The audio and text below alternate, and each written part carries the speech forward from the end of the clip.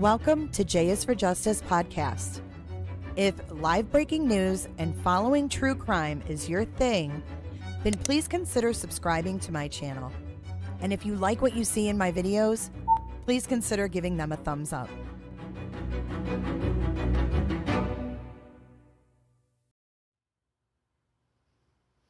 Happy Friday, everybody. Welcome to J is for Justice. It is Friday, April 19th. It is 420 Eve. And I am happy to announce to all of y'all that are 420 friendly, we have some limited merch in the merch store. I got it in there before the live. We have our J for J stoned mug. Check it out. Check it out before we get into today's live. We've even got the stoned logo, Puff Puff Pass, and then we have, for your 420 pleasure, we have a double-sided t-shirt with Puff Puff Pass on the back in 2024. That one is going to run you $24.95 because the back print is a little bit more. It's extra. But here is the t-shirt on the back. And then I'll show you the front. I think they're so cool. I'm so excited. This is the front. And see, instead of the blood spatter, we have the leaf. Ha! Welcome in, everybody. Happy Friday. Happy Friday. So that's the front and back one. And then let me just show you the plain back one. This one's $20. This is your J is for Justice 420 2024 shirts. So you guys can get those in the merch store. The merch, I put a little thing in chat, so it should be scrolling periodically if you would like to check them out. Thank you so much, guys. I love making, everything I do is myself. So everything I do it for you. Yeah, the mug's pretty sweet. The mug's pretty sweet. And I love how you can get green. So I thought that was pretty fitting. So get your merch if you are interested. It is there and it's reasonably priced. Thank you so much, Megan May, coming in hot. Just like the fajita. Treese, you need to email me your address, Treese, and I'm going to send you a Puff Puff Pass mug. Teresa is my high school buddy. So if she gets special treatment, that's why. I think it's just so fucking awesome she's here. Call Kevin. He was such a treat the other day. Yeah, I enjoyed Kevin. I did enjoy Kevin. Kevin was on T-Revs as well. So check out that merch, guys. It's pretty cool. All right, guys. Hey, Alyssa, welcome in. Today we're going to be talking about Sebastian Rogers, obviously. I have a couple things that I've noticed that I want to go over with you guys and get your thoughts. I'm sure you guys have all listened to the extended dispatch that Jessica Danielle put out. So we're going to be listening to that today. I know you guys have probably listened to it. There's a couple things in there that I wanted to talk about. So we're going to do that. And then, yeah, we are. I know, Teresa, isn't it great? And then we're going to be going back to a little bit of the press conference from February the 29th of 2024. So it would be like 4 days after Sebastian went missing. Welcome, mods. Hey, Potato and Angie B and Jammers are all here. What is up, Bob? Bob G, whatever sparks my interest. That's a name I've seen over the years. I'm not relevant. Welcome to chat. I was reading what you said. Let me scroll through some of your comments because I want to go back a little bit before we start. I know the poll is ran away on purpose, was locked out, unalived by accident at home, or unalived on purpose at home. I wish I had more options because I agree with I'm not irrelevant. Foul play, not sure who is involved.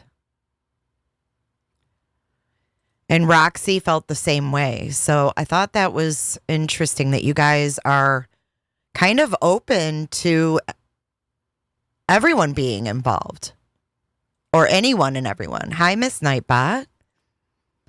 What's up, Casey? And Juanita is here. Ave made it. And also Nomi. I totally could see this happening as well. Nomi says, I believe over speakerphone that Chris Proudfoot instructed Seb to go outside without shoes until he calms down. CP knows Seb doesn't like being outside without shoes on, so he was made to. I have to agree here that, yeah, let's all become green for 420. I'm not irrelevant. I love your way of thinking. Hello, Holly. I don't think that Sebastian would have left without shoes on purpose. But what I think, and Strange Finger, I agree with you. It's really bad. It's really bad. But what I think is that there's a possibility that Sebastian was locked in the garage. You guys are going to have to tell me what you think about that. Do you think that he could have been locked inside the garage? You know, I don't know, you guys, we followed the Ferreter case. And if you didn't follow that, it was a husband and wife that couldn't handle their kid and they locked him in a box they built in the garage. What if he was put out with no shoes on into the garage and escaped? Potato says, yeah, I agree. I think CP was handing out punishment over the phone. That would be why they had an open line. And it's like we were talking about with Kevin the other day when Kevin was called in. Could it have been that he always had an open line to that house?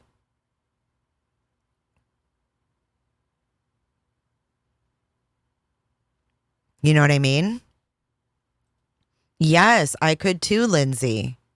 I could see Proudfoot disciplining him over the phone, threatening to come home, and since the belt incident, Sebastian would rather leave than see Proudfoot.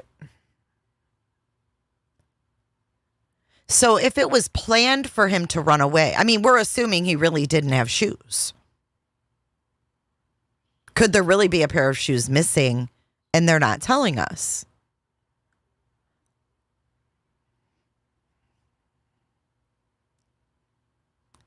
Or, hear me out with this one. I'm not going to read chat because I'll get thrown off, but hear me out with this one. What if a fight ensued? Okay, let's say they got home and Sebastian wouldn't calm down and she told him to go to bed, but his bed was in that garage and he did not want to go in that garage. He had it.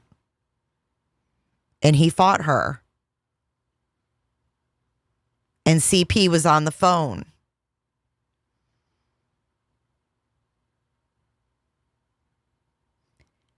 And something bad happened. And then, in a rush to grab everything, they forgot to grab shoes that he would have left with. Jammers, thank you so much for your tip. Jammers generously donated through J4J411.live. She's getting our bars going. If we reach those goals, we spin the wheel on Friday. Today's Friday. You guys can still do it. You're a little far off, but we can still make those bars move all the way.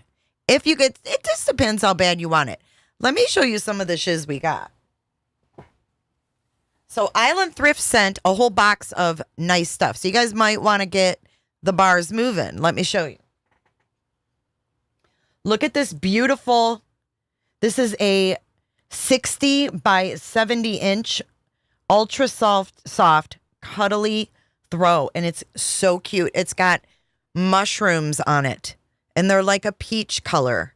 It's a very pretty pale colored blanket. And it's really thick and super soft. So we have that from Island. We also have this kit. It's Brazilian Bum Cream kit. See that?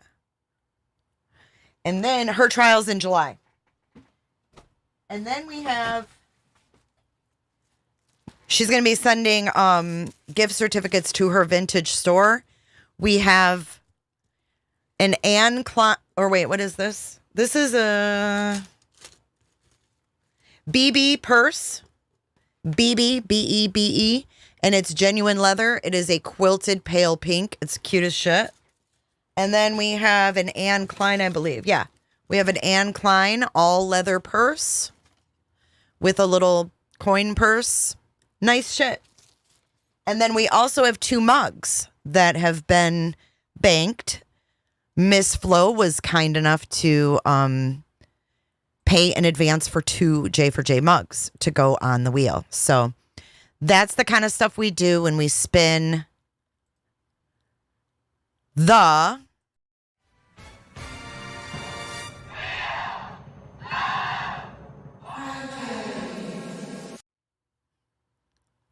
Wheel of Friday. So that's what that's all about. Thank you so much, Casey Marie, for your generous super sticker. All right, guys, let's get into Sebastian Robbins. Every time. Women are sacred. Welcome back. I hope you're feeling better, honey.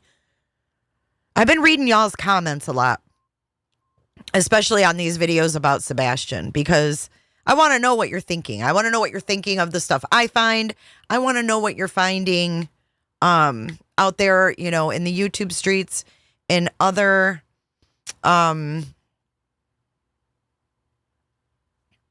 streams and stuff like that.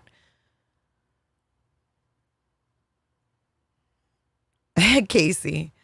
So I've been reading it, and a lot of you guys are struggling with health issues and stuff like that. And I just want to say that, you know, it doesn't go unrecognized. And I hope that everyone is doing okay today and every day and making the best of what they can.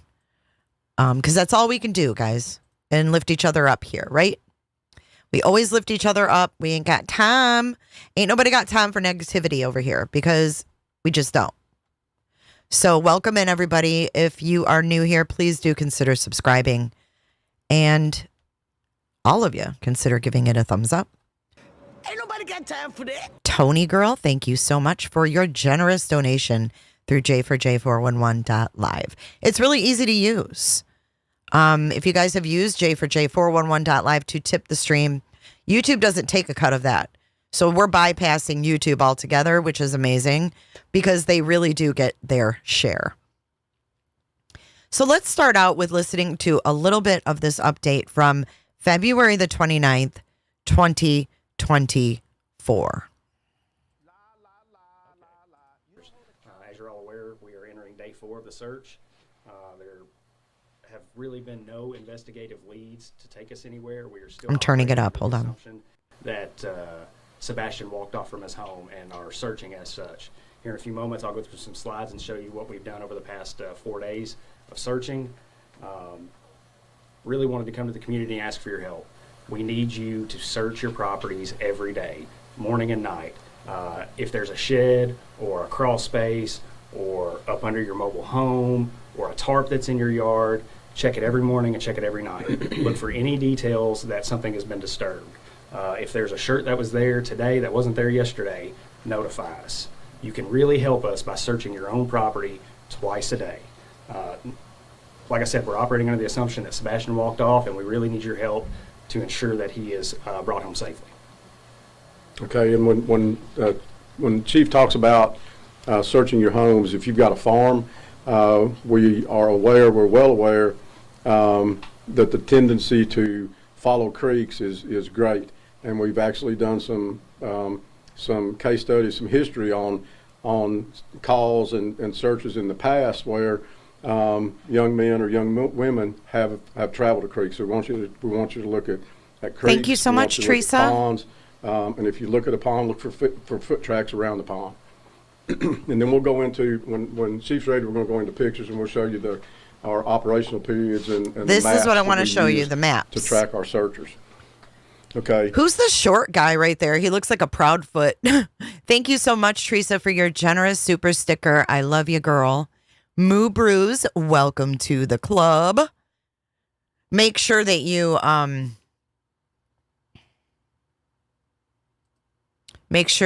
join our Discord if you are a member of the channel. You have access. So do Patreons. But this is what we're gonna focus on right now. So this is day one, and all of the rings you see are a fixed wing aircraft, TBI's fixed winged aircraft, and they use a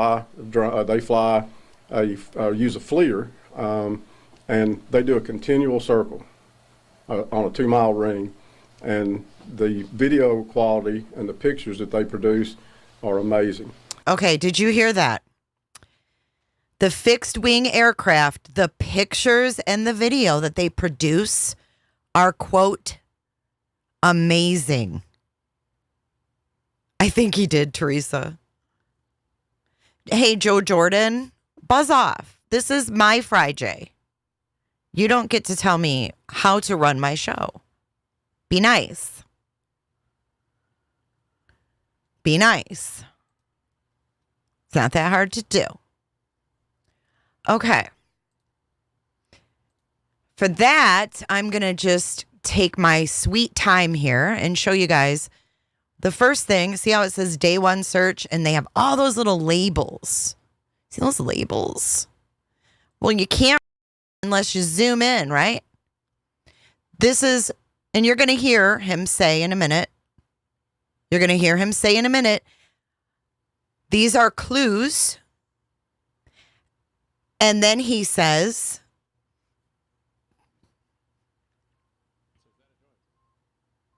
thank you for becoming a member, KD. And then he says also, and you're going to hear him say this is where we mark evidence. And then he goes, but we don't have any evidence. You got to listen carefully. But when you zoom in on these maps, what they have is, and you got to remember, this is a map of day one of the search. But this is 4 days in. This is 4 days in. They wouldn't have something still mapped on here 4 days in, would they? If it wasn't anything? Like if they found something on day one, on day 4, they would know that that's not Sebastian's blanket, right? Like right here, they have, a blanket found.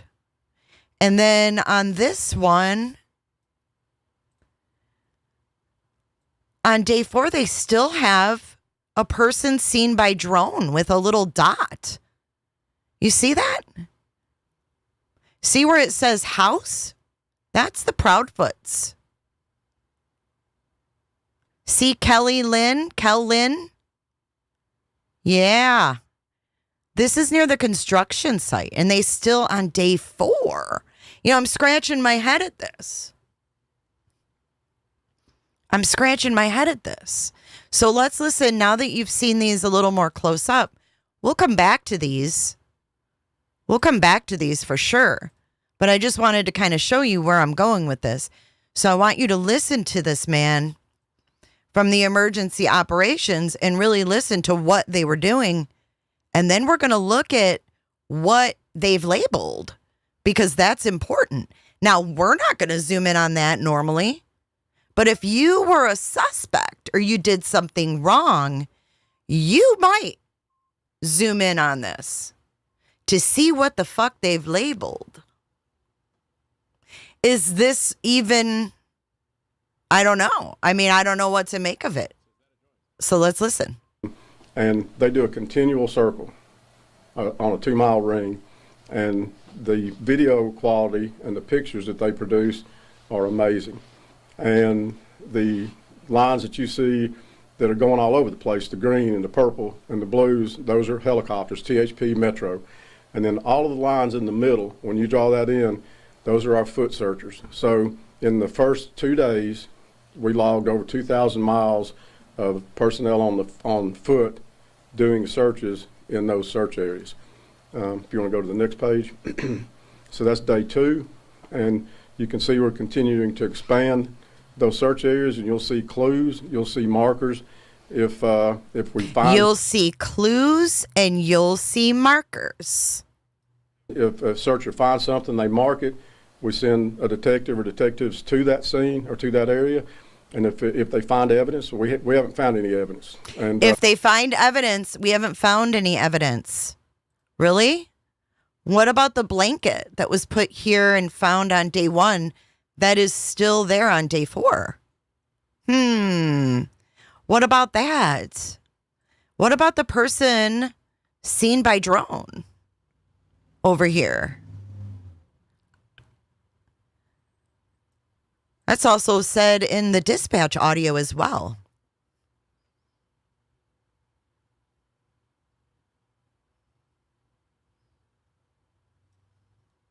Okay, let's keep listening. But if they find something that they think is substantial, CID investigates it. Go on to the next day. That's the next day TBI was back. That second day we had really bad weather with rain. And so these are the rings from TBI again. And they did some almost tri-oval type figures when we were looking at particular areas, and they were looking at streams at that time, and a lot of helicopter, and then more ground troops. And then we got one more day. And then today we're expanding west, and you can see those areas that personnel are searching. And so what we do is we get them in and see their house is circled in green. And thank you so much, Alip, for gifting. Thank you, Melissa, for gifting, and Fem. And thank you to who became a member. Thank you so much. You guys are so awesome. Sazzle, razzle, dazzle.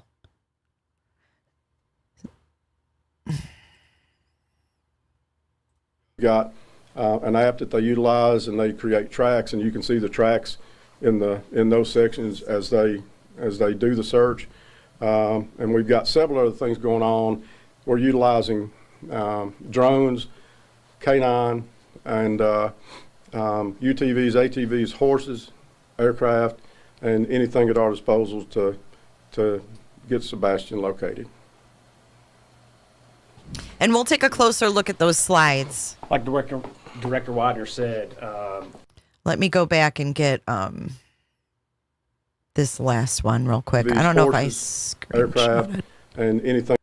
I'm gonna get this one. Hang on, and then we're gonna zoom in and look at these and see exactly what they all say. Because I snapped a couple because I'm like, what do those say? I know a lot of them are like the cop's name who cleared it.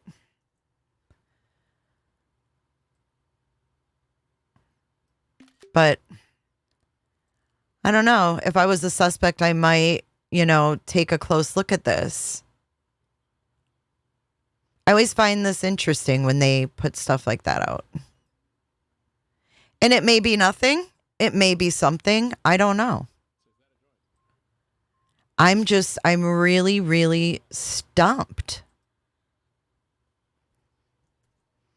This is the day one search. Let's get that one real good. And then we'll get day two.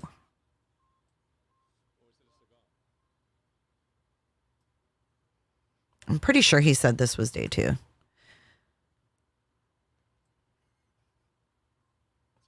All right. Let's keep listening. And then more ground troops. And then we got one more day. And then today we're expanding west. And you can see those areas that personnel are searching. And so what we do is we get them in, and we've got an app that they utilize, and they create tracks. And you can see the tracks in those sections as they Thank you, as they Holly. do the search. And we've got several other things going on. We're utilizing drones, K9, and UTVs, ATVs, horses, aircraft, and anything at our disposal to get Sebastian located. Like Director Widener said, what you didn't see on there was any drone track. The drones aren't tracked on Sartopo. What you didn't see on there were several assets that didn't have the app that day. So what you're seeing is what we know we have tracked. Okay, you hear that? What you're seeing is what we know we have tracked. Like I said, we're operating under the assumption that Sebastian walked off. We have no evidence to disprove that. The family has been nothing but cooperative with law enforcement in our investigation. We are truly operating under the assumption that there's a child missing that needs our help. So if the public is out there and you have a house close by or not close by, right, check your property twice a day. If you find something, call us. If you have trail cams out on properties that you hunt, check them. If there's an image that you think could be Sebastian, call us. Anything, any tip that you have, call us. We want to bring Sebastian home. And Welcome all the new chief members. says, even if it's not right here. So I actually spoke to the incident commander. Listen to this. Of a search operation that happened west of here, and a 14-year-old went missing and was found 9 days later, 6.2 miles from home. So we're looking at, we don't want to go out too far, too fast, but even if you live in Davidson County, if you live in Robertson County, if you live anywhere in Sumner County and adjoining counties that you think he could have made it to your property, search those creeks, streams, tributaries, ponds, barns, outbuildings, vacant homes, anything, any place that you think he could be. One tip, if you're searching your property, is to search it in pairs. If we have aerial assets up and they see someone walking alone through a field, we're going to deploy resources to make sure that is not Sebastian. Okay, I thought that was odd. If you're going to search your property, do it in pairs. Because our drones might see one person and think it's Sebastian. Brings me back to the dispatch and then also this picture where it says person seen by drone. Person. It doesn't mean it was Sebastian. Could it have been Chris Proudfoot? We're going to get to this. Secondly, if you're out searching your field and something happens to you, someone needs to be able to call for help and tend to you while we're on the way to help you. So if you're searching, please search in pairs and be safe. Search in pairs. Is that because after they punished Sebastian and he ran away, maybe Katie and Chris Proudfoot were searching and that's what those lights were? Nobody was looking for a lost cat. I think they were looking for a lost kid. They did share. He likes to dance. He loves to dab. I told him to go to bed, and he did. You're not going to say, and he did, unless he didn't. Jason, the longer they drag their feet, not searching the house, they've been to the house 10 plus times. And they used like that, whatever that technology is called, to look in their walls. I'm pretty sure they scoured that house up and down. But I have a feeling that maybe they threw away things. Okay, so this is kind of where I'm going with this. Okay. What if it's like a Faraday situation and he was trapped in the garage at night? That's where he had to go. Or even when he came home from school, just like Ronan. Right when he came home from school, Miss M, welcome to the club. And Holly, thank you for gifting 5 memberships. But what if he was trapped in that garage all the time and he figured out how to get out? You know what I mean? I don't believe it's a garbage truck either at all. But what if he somehow managed to get out of that garage and Katie went out there and he was gone and she was like, oh, fuck. Just like she told Olivia.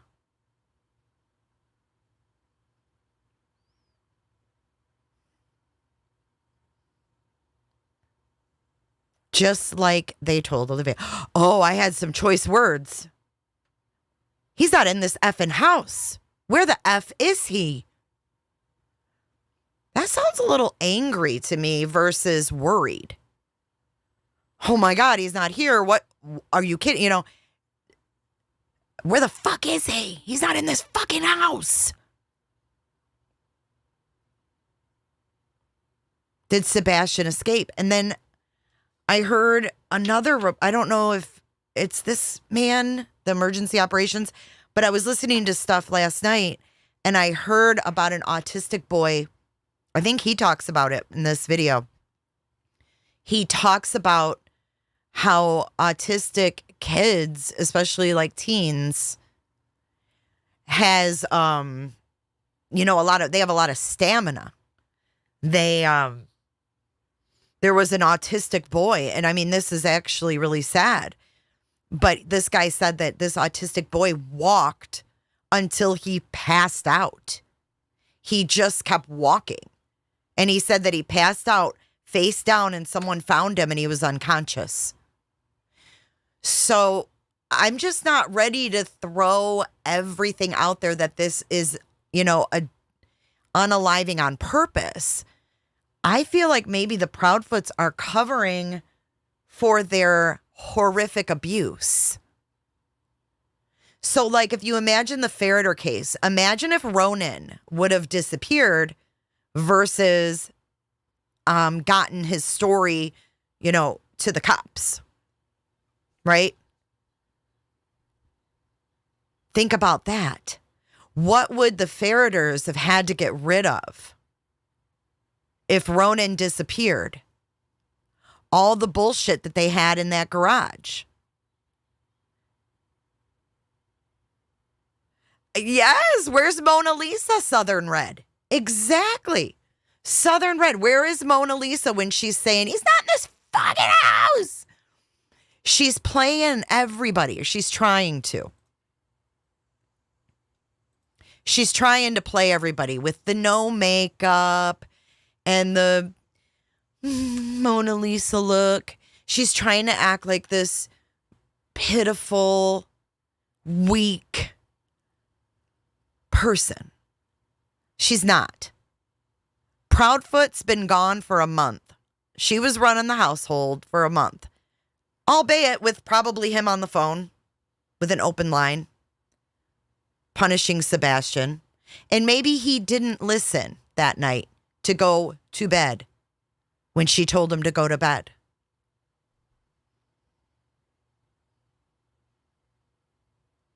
Right. No, Ronan actually ran off to the school. And when Ronan ran away a couple times.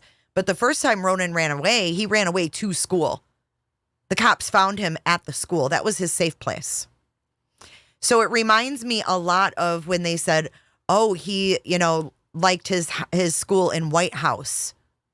So do they think he was trying to make his way to White House?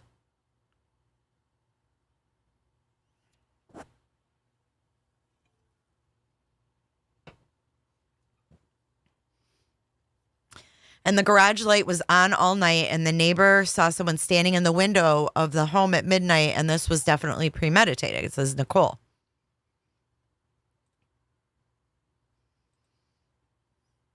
No, we have no proof other than what they said. Yeah, she went in the Navy at a young age. That takes balls. Did they take the mattress out? That's what I'm wondering, Jason.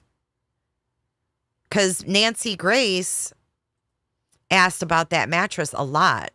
If Katie was drunk, she could have lost patience and attacked Sebastian, and he hit his head. Yep. I think that maybe that happened, and then she was in the garage. He hit his head, and she thought maybe he was just gonna be okay, and then she heard a thump. And then she heard a thump. And she said that was at 10 p.m. There were several dogs that hit. So we're going to get into that in a second. Let's finish this video. Then we're going to go into the dispatch audio from midnight to 6. What's the weather or been like whatever. to possibly affect Not midnight to the 6. search? Weather, our primary concern with weather is for, Okay, and this is what makes me think that they don't think Sebastian is okay somewhere. Because listen to what he says about the weather. Sebastian. So the rain that we got and the cold temperatures yesterday and into last night gave us concern for hypothermia. But for rescuers, we put rain gear on when we go. Our mounted people, we're using a lot of tactical officers at night with FLIR or with night vision. And so our search personnel, the weather does not bother them. They go and they're going to perform the search. We're looking at rain tomorrow. The temperature is going to stabilize a little bit. 245 and 17 are feeding us weather on request, and National Weather Service is working with us every day, sending us information if anything changes. So, Chief, I know you guys had asked for doorbell cam and surveillance camera. Have you guys been able, since Sunday night, Monday morning, been able to actually put eyes on Sebastian? Has any video actually shown him walking? We have had several clips that have come in. Several of them we've been able to dispel. That's not Sebastian on that clip. We are still working every lead that comes in. He didn't say no. Do you hear me? I think this is where it comes in that the TBI poster, right? Hold on. Right here.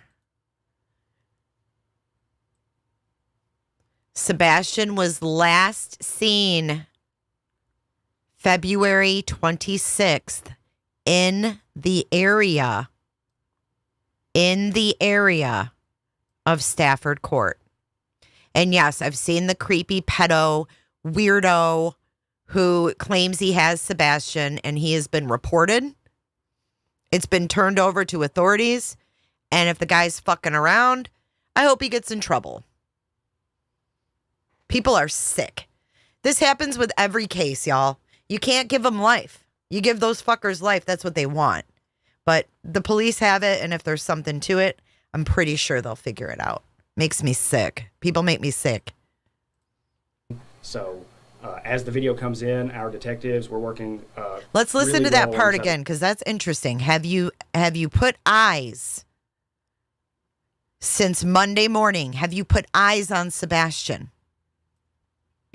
Since Sunday night, Monday morning, been able to actually put eyes on Sebastian? Has any video actually shown him walking?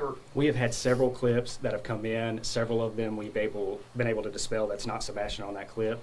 We are still working every lead that comes in. So as the video comes in, our detectives, we're working really well alongside the TBI and all of our other law enforcement partners in the region to make sure that we're getting on them just as quickly as possible. But there hasn't been one video that you guys have had that you said that's... There is not a confirmed sighting of Sebastian on camera. Gotcha. Was any of the canines able to pick up on his scent? Then he says there is not a confirmed sighting. So Something just that wait. leads you to maybe a direction where he might have been going? we've done that. We've actually cast the dogs at intersections to see if they take us. And our dogs are scent specific, and we have scent articles from the home, and they have not. We have gotten some tracks away from the home, and we haven't had anything that leads us to Sebastian, obviously. You mentioned that you've covered about 2,000 miles, correct?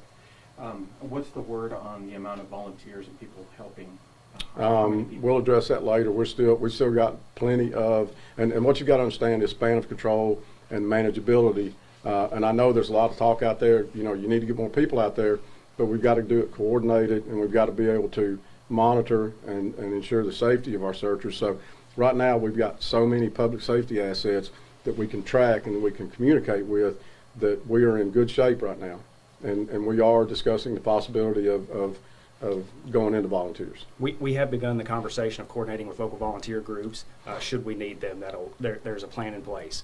What I don't want is to have 1,000 people out in the woods, someone get injured, and now we have to deploy resources to them that should be deployed to get Sebastian home safely. As of right now, I've talked to the FBI, I've talked to world-renowned detectives from the Middle Tennessee area, and every one of them has said we're doing everything that we should be doing. We're doing everything that we can. I'm open to ideas. If someone's got an idea that we're not applying yet, let me know. I'll apply it. Does this sound like like officers that aren't doing shit? This is not Ronnie Lawson, y'all. Don't put this dude in the same bucket as Ronnie Lawson. Especially the EMA guy. I mean, he's got a lot of years under his belt, and they weren't fucking around. You saw those maps. Do you know how many hours, how many miles you guys? How many hours and miles have you searched? 2,000 by foot the first 2 days. We're not tracking hours now. We'll put all that together. We'll do an after action report. But now we're going through the day, preparing this afternoon for tomorrow. We've got a team that's doing that. We've even got the tax assessor's office working with us on additional mapping for streams and creeks that we want to make sure we're covering. And I'll tell y'all, we're hitting streams and creeks heavy. So that's something we need done is creeks, streams, tributaries checked, because the watershed from the Tyree Springs area coming down in here, one thing I've learned. Where is the Tyree Springs area? He says this specific area, guys. I'm not from there. If you are, I mean, we can always look it up, but. Because the watershed from the Tyree Springs area coming down in here, one thing I've learned about autism is the stamina. Hear this? Listen. Pain threshold, the drive in these men and women, young boys and young girls, is greater than ours, okay? So the particular case in northern Mississippi and West Tennessee, this young man walked until he passed out. And when they got to him, he was laying face down, and they were like, "Oh my!" But he was unconscious, and they've done stories on him, and so that's something we're looking at, and we urge people to get out and check those locations. A lot of farms in Sumner County, a lot of creeks in Sumner County. Check them. Did you catch that?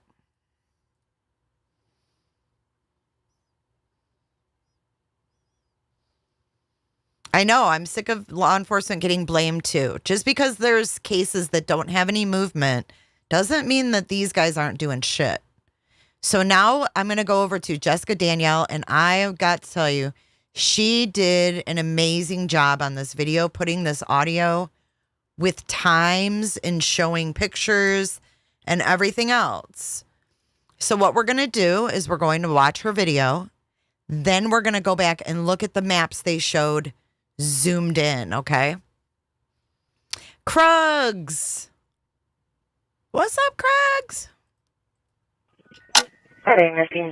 All right, so let me see if I can maybe. Okay, so we're starting this audio starts at 6:39 with the missing juvenile at 1008 Stafford Court. 1008 Stafford Court. 1008 Stafford Court, Hendersonville. Caller advised of that and their 15-year-old male is not in the bed. He is right now, 3 blonde hair, approximately 5 foot, one finger turning down. I was going to be wearing a. Okay, hold on. Is that too slow, or do you like it? Let me put it on the other speed. You guys tell me, because they talk super fast. Here's regular speed. Heading missing 1008 Stafford Court, 1008 Stafford Court, Hendersonville. Caller advised that a 15-year-old male is not in the bed. Male white male, 30 blonde hair, approximately 5 foot, 120 pounds. Going to be wearing a black sweatshirt, black sweatpants. Female does have a form of autism.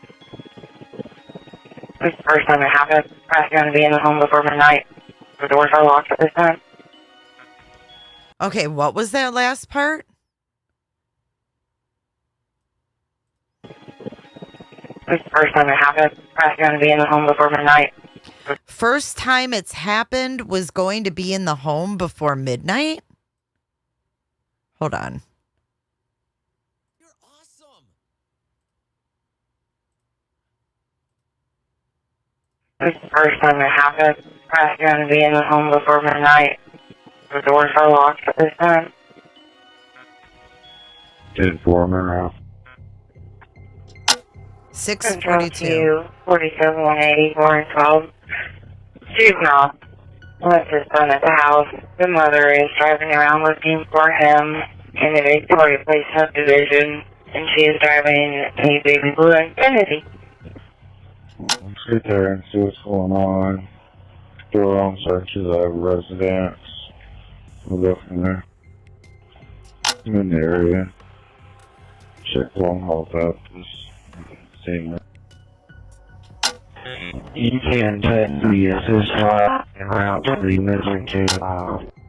I said, there's no medical center ER, Sumner Station ER, Sumner Regional ER, and Skyline, all clear, about the juvenile. These guys, the code red has them on. Okay, so a code red enables emergency notifications by telephone, text, email, and social media of time-sensitive information. Emergencies are urgent notifications. So those would come across cell phones and stuff. 745. Next big track back up. Going into the construction site over here back towards the beach. It's awful muddy. Do you see any footprints, anything? Couldn't have any shoes. Doug, is it? I do have some footprints. Right there where you're standing? Yeah. Leading right over here to the retaining. No shoes, just footprints? He literally dove into it. Max led me straight to the retaining pond. He literally dove right into it. Max dove right into the retaining pond. He dove into the water. Have you seen any footprints around it? There was a few footprints in some of the softer dirt. Headed straight this way on the track that he was running. Do we have a picture yet? Do we have a picture yet? That's simple. What was that heat signature at? Where the riprap is, where the trees are. Oh, shit. I didn't mean to do that. Son of a gun. Okay, this is what's crazy.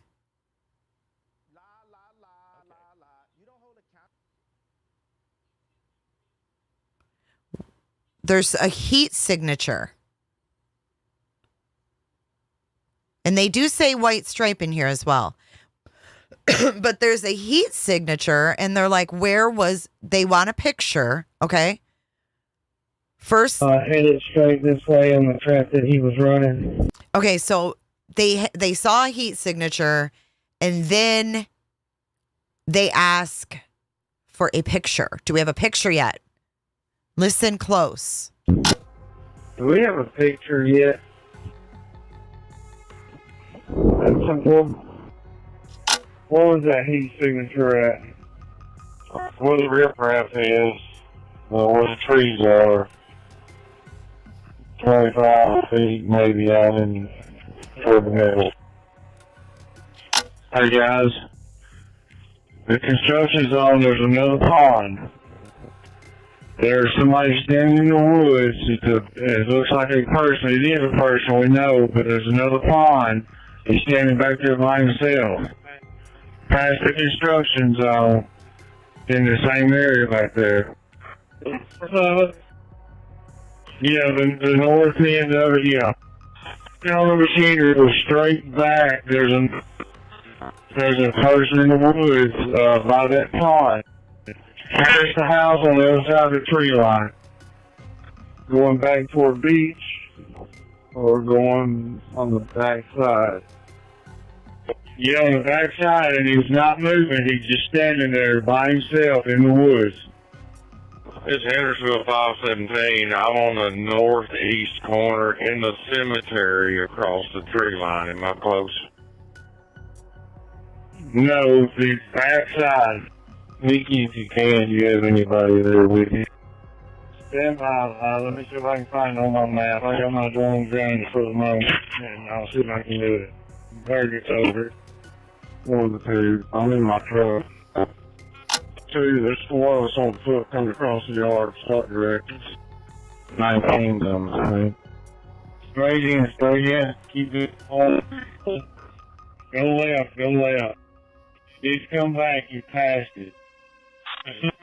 Right here. Won't be there. Walk as you going. Into the woods, You should be about 15 foot from it. What's the child's first name? Should be all over it, whatever it is right there. The two people walking the woods. It's a mannequin.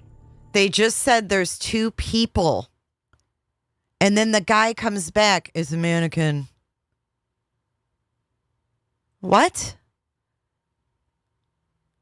Why would there be a mannequin in the middle of the woods? This is dispatch audio. It's cops talking to each other. Should be all over it, whatever it is right there. The two people walking the woods.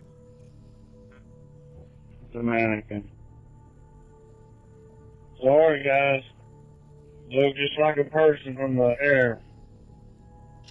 Here's no 66. What's the name of the child that we're looking for? Isn't that weird?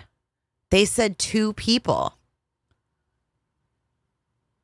Do you want me to go back to midnight where they said that? Because that was weird too.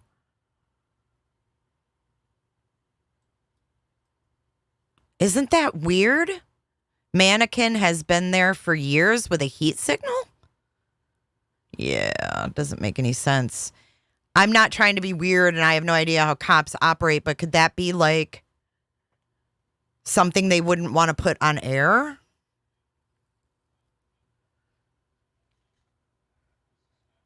Right, Proton. Was that just something they said? Because he immediately was like, oh, sorry, guys. He wasn't like, oh, wow, what the heck?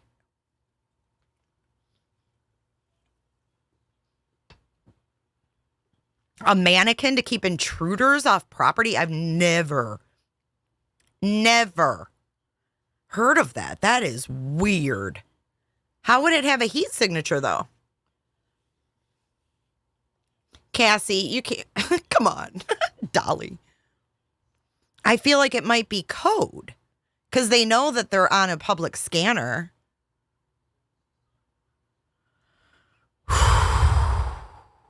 All right, let's listen to this again. It's stressful. Caller advised that the 15-year-old male is not in the bed. We have white male, 3 blonde hair, approximately 5 foot, one finger turning down. What was it, the freaking Tin Man? Going to be wearing a black sweatshirt, black sweatpants. 2 males does have a form of autism. This is the first time it happened. Perhaps going to be in the home before midnight. The doors are locked at this time. 10-4 out. Central to 47-180, 412. Juvenile left his son at the house. The mother is driving around looking for him in the Victoria Place subdivision, and she is driving a baby blue Infiniti. sit there and see what's going on. Do our own searches of residence. We'll go from there. I'm in the area. Check long haul up. Just seeing it. You can text the assist line and route to the missing case file. I took personal medical center ER, center station ER, Sumner Regional ER, and Dateline, all clear of the juvenile. These guys code red has them on. That is them for you guys. There's enough people out there. Where's the pick of the damn thing? Back up. Going into the construction site over here, back towards the beach. It's awful muddy. Do you see any footprints, anything? Couldn't have any shoes. I do have some footprints. I guess the mannequin Right made there the where you're footprints. Yeah. Leading right over here to the ravine. No shoes, just footprints. He literally dove into it. Next led me straight to the ravine. He dove into the water. Kendi. Yeah, do you see any prints around it? There was a few footprints in some of the softer dirt. Headed straight this way on the track that he was running. Do we have a picture yet? That's simple. What was that heat signature at? Where the riprap is, where the trees are, Where the riffraff is? 25 feet maybe out in toward the middle. Hey guys, the construction zone, there's another pond. There's somebody standing in the woods. It looks like a person. It is a person, we know, but there's another pond. He's standing back there by himself. Past the construction zone, in the same area back there. Yeah, the north end of it, yeah. Down the machine goes straight back. There's a person in the woods by that pond. There's the house on the other side of the tree line. Going back toward beach or going on the back side. Yeah, on the back side, and he's not moving. He's just standing there by himself in the woods. It's Hendersonville 517. I'm on the northeast corner in the cemetery across the tree line. Am I close? No, the back side. Mickey, if you can, do you have anybody there with you?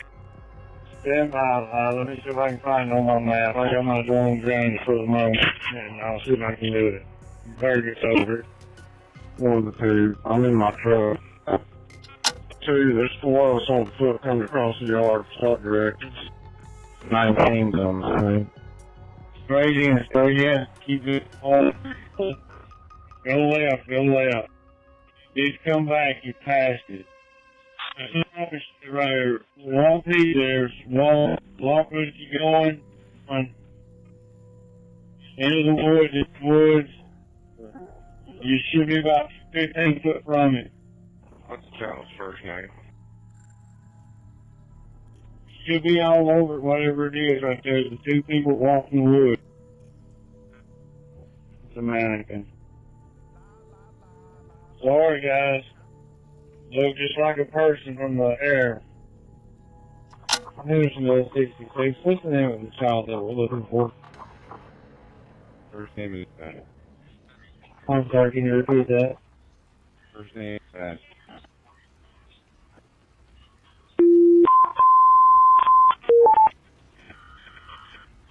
Last clothing description was black sweatpants with a white stripe, black long sleeve t-shirt with a print. Nikki, how many drones do y'all have up? One at the moment. I've got mine grounded so I can get Sartopo up. I'll be back in the air momentarily. 29 Central on scene. Put 2 out here with me. And for, has anybody been there since the initial? There's a whole bunch of people here now. 4 and 9. Hear that? There's a whole bunch of people at the house now. 4 of them and the mom. Can you help me listen to the radio on the north end until we wrap this up, please? Yes, sir. Brandon, you've got Hendersonville Mounted Patrol coming up there, and Joe's sending some more cars if we can start from the beginning, from the original house, and set up a new plan up there. Yeah, boy, that's what we're doing now, sir. Thank you. $1 a neighbor advised that he's found the child under his son's car, which is across the street, 2 doors up. So, Hear that? Caller advised that he's found that child under his son's car, which is across the street, 2 doors up. Well, Seth went there, remember, after he got off work. So one would be Seth. One would be Proudfit's mom, because we know she was there. But who else? Who are the other 2? I have it slowed down a little bit, Mel B, because they talk really fast and it's hard to hear it and really like hear it, like comprehend it, at least for me. So if you're slow like me, that's why we're doing it that way.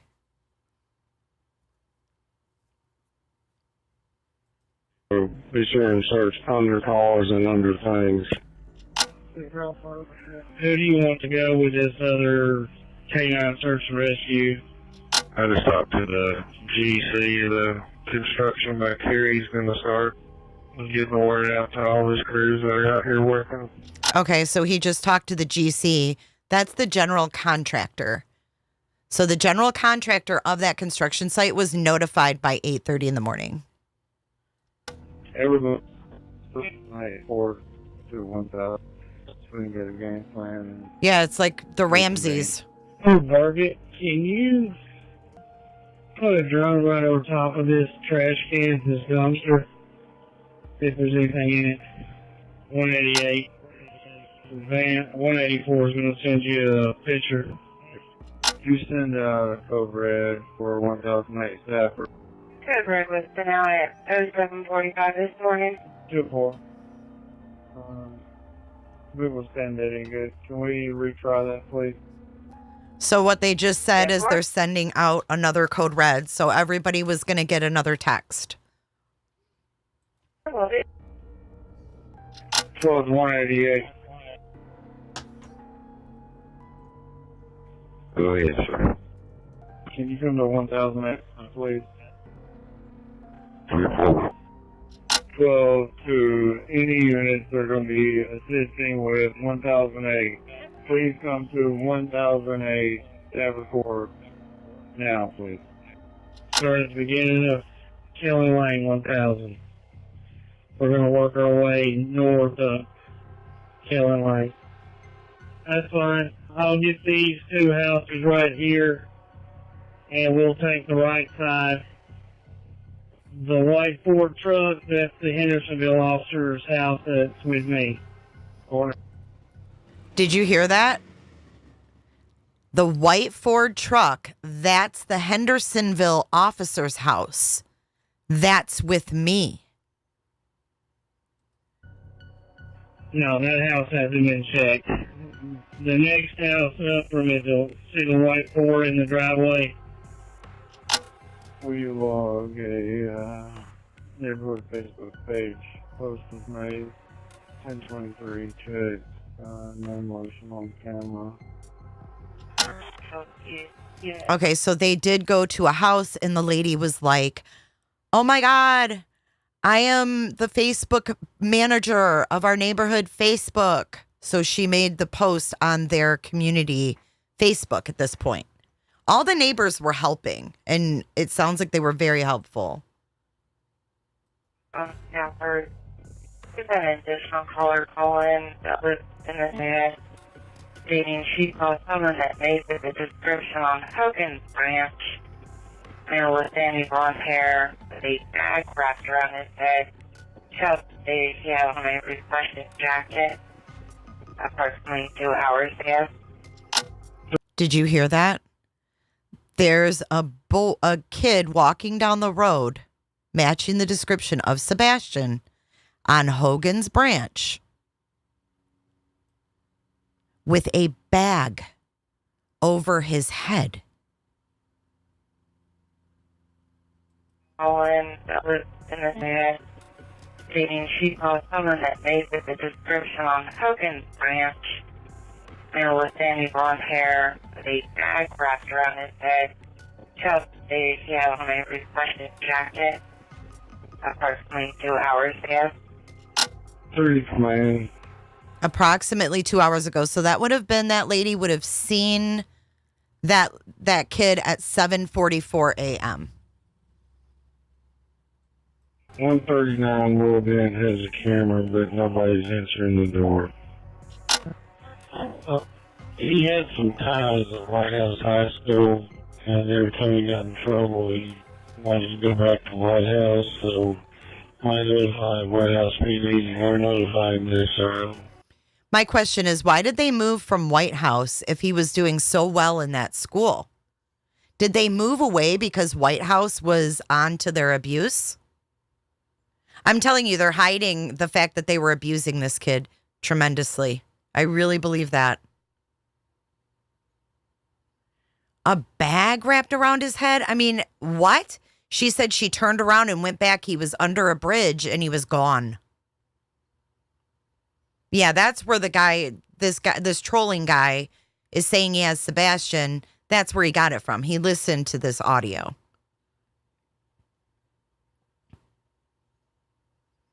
How could she tell his hair color with the bag over his head? Oh, good question. Let's listen to that again, Mega. So you now heard an additional caller call in that was in the net stating she saw someone that made the description on Hogan's Branch. Male with sandy blonde hair, with a bag wrapped around his head.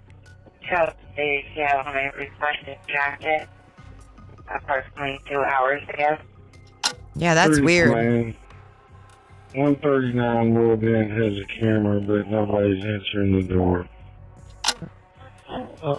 He had some ties at White House High School, and every time he got in trouble, he wanted to go back to White House, so I notified White House PD, and we're notifying this SRO. 10-4. 10-4, that was the camera, is correct? It's 10-4. Nobody's answering, nobody's home. In reference to the address, please run a registration check on testing tag.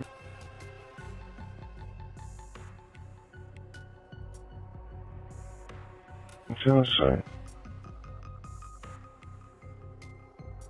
Back to 2012 BMW 750 black in color, registered.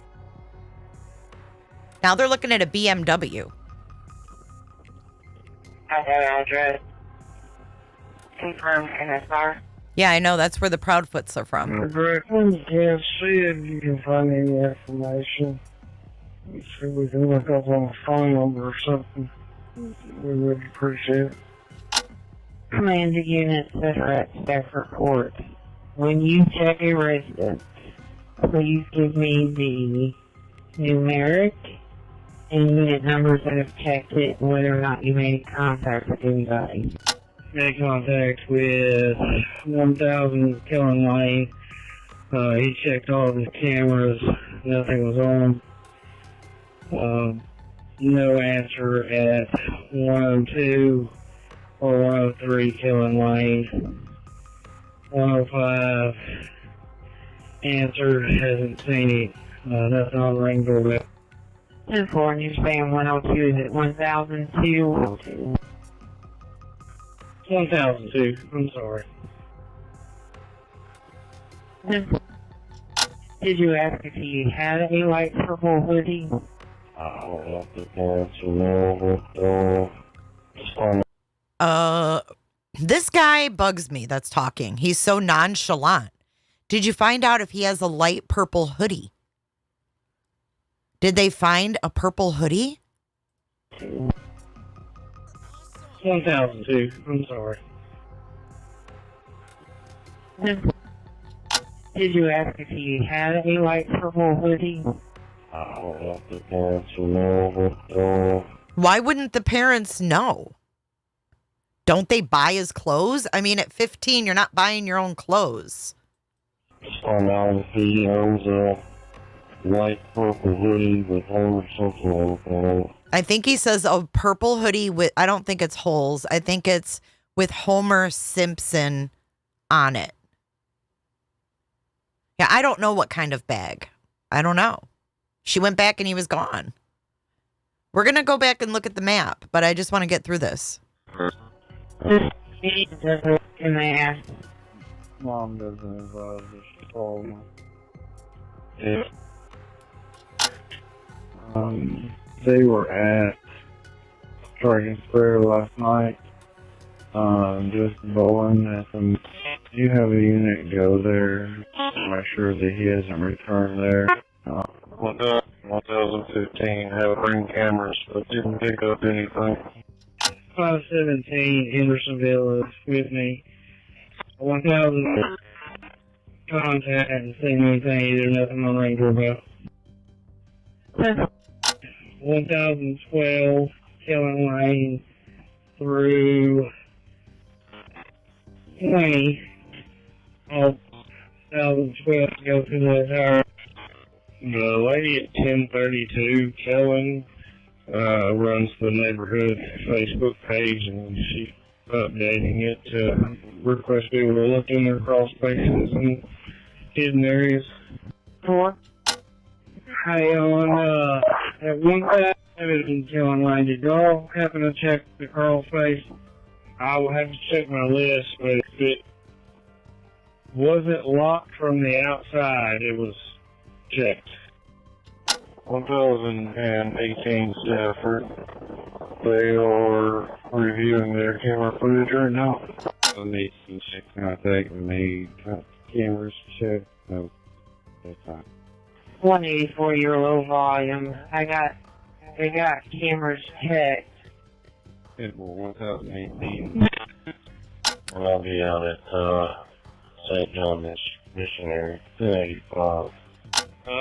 Resident at 1028 Kellen Lane states that he just saw a kid with a black shirt, black shorts, had a phone in his hand coming across the construction.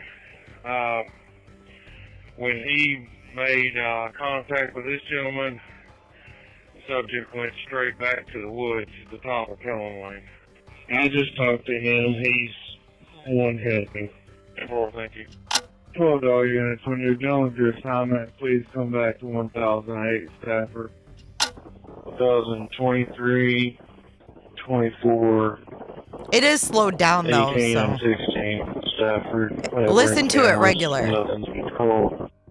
Operations have started at Willow Bend Drive. There we go. St. John Baptist is cleared all the way along. And the dumpsters and both church buses have been cleared also. So they cleared see, that's why I like to slow it down. They go fast.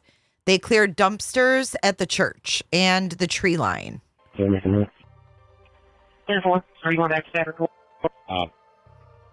Can't search, but general area. 1026, Kellen Lane, no contact. 1028, make contact, nothing on their cameras. And 1030, contact, nothing on their cameras, and nothing in the treehouse behind the house. 10-4. Yes, man, all houses on Kellen Lane have been checked. Hey, Brad, those woods on that side of Long Hollow, we were unable to fly to due to the distance with the drones. So those big woods to the south of the house, we haven't been able to shut off.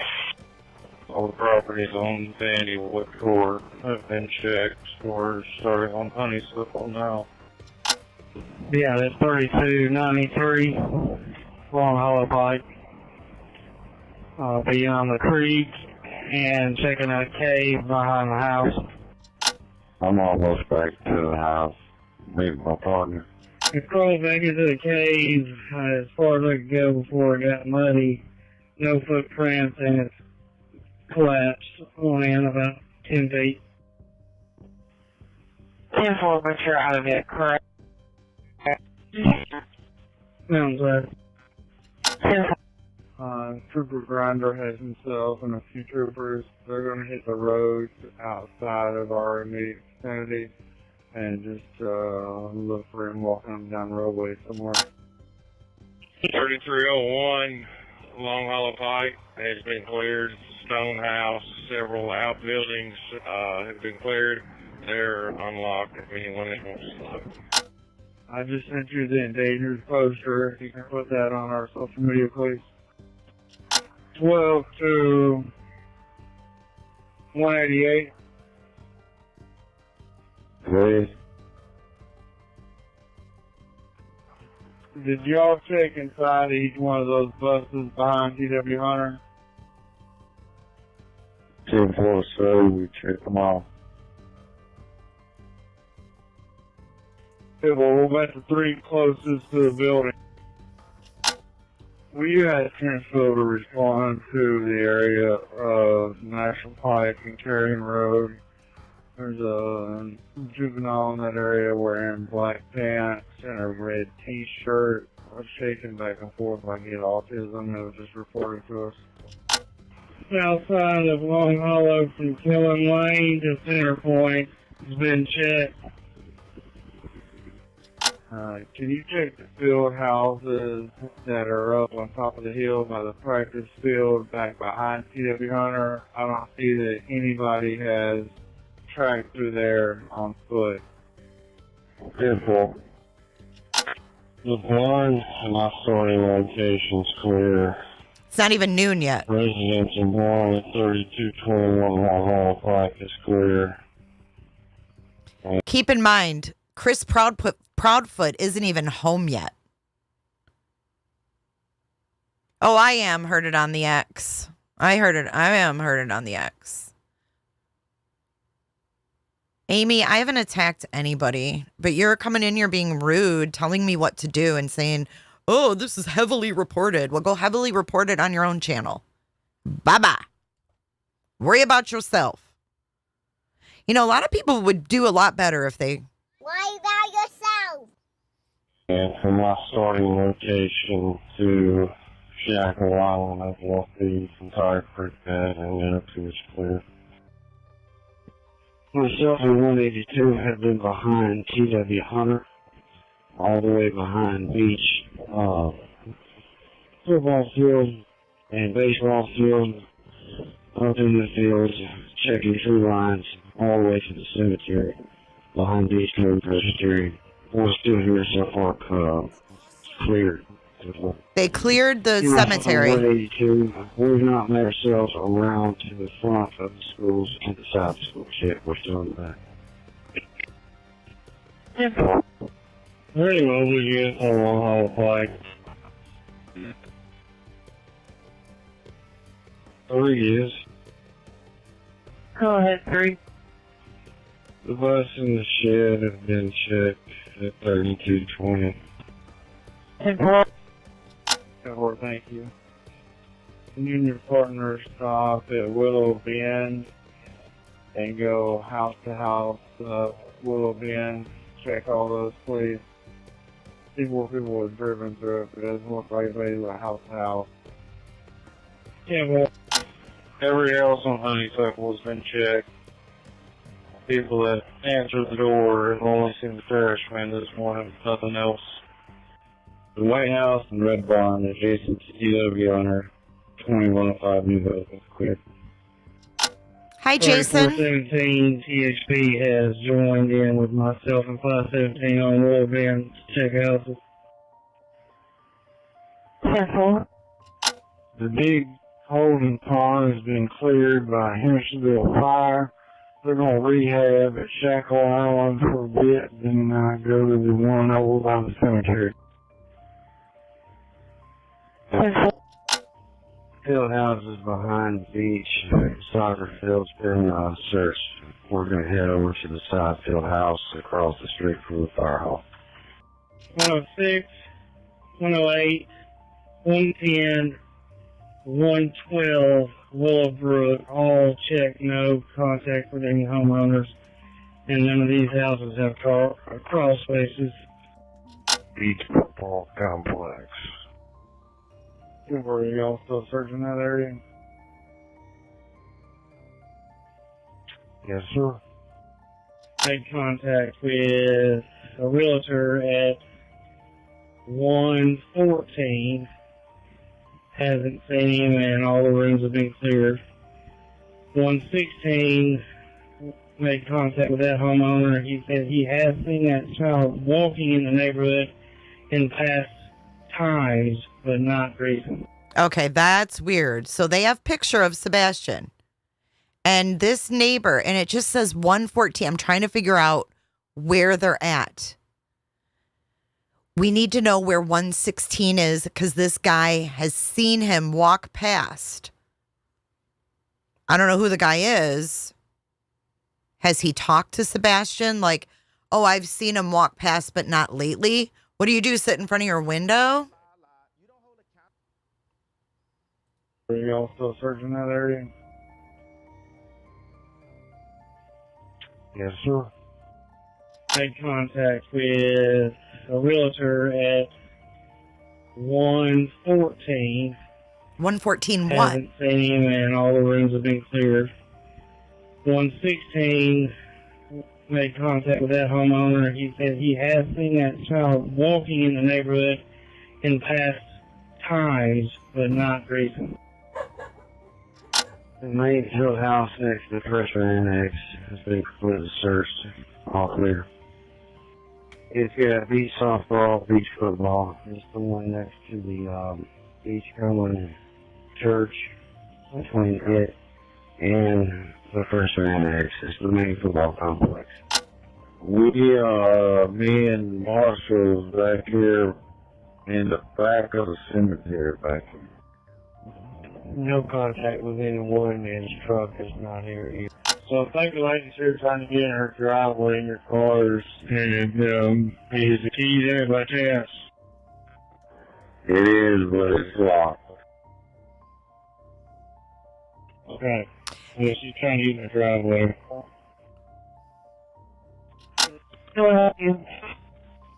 We haven't had a process. Call came in at 6:33 this morning. Great, thank you.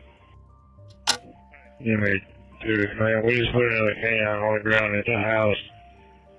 See if we pick up anything.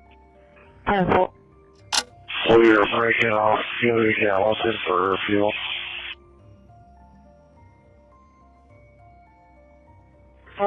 Free fuel. The creek worsens to New Shackle, Long Hollow, and the bridge there have all been checked. They cleared a lot by noon. Marty, what's your location?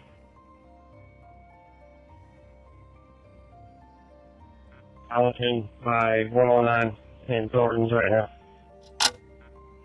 I just got a phone call. Kid matching that description, hiding under the bridge. Lower station camp behind the market. I'll be en route. Kid hiding under the bridge. Lower what? Under the bridge, lower station camp? Does anybody know what that is? I know. Was he able to just roam the neighborhood? Station camp behind the market. I'll be en route. I'm close. If we get somebody else on the other side of the nursery to come down. The nursery. She stated that he could be on that side. 446. What was the last thing that? Just under the bridge. She stated that when she went down to turn around, he was gone. 446. Did you talk to the client? Wow. So this lady that saw the kid under the bridge went back and he was gone. Just under the bridge. She stated that when she went down to turn around, he was gone. 446. Did you talk to the client? She's still on the bridge.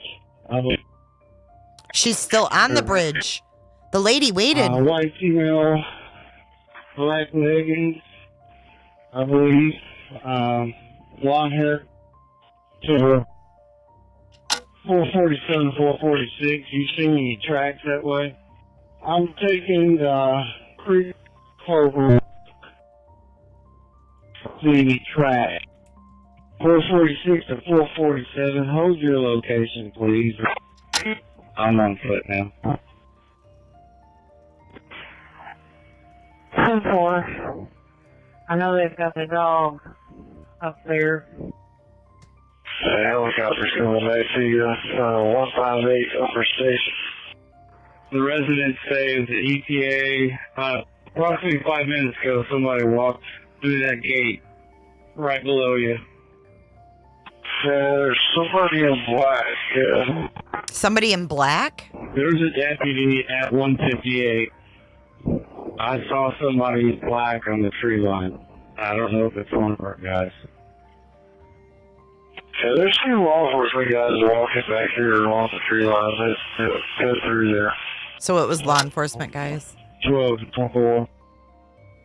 How long have they lived in that house? A year. Where were we at before? Cambridge Farms, Gal. 449 Remington in Cambridge Farms. White male, gray t-shirt, white pants. They didn't get to see his face, kind of shaggy blonde hair.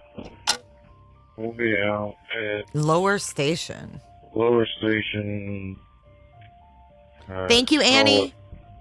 And Big Station with male, white male juvenile with four-wheeler in the creek.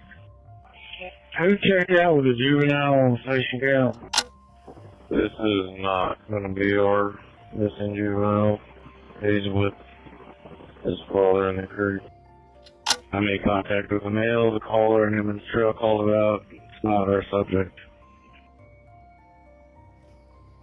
That's all that we have. But what do you guys think? The midnight thing was weird. I don't remember where that was, though.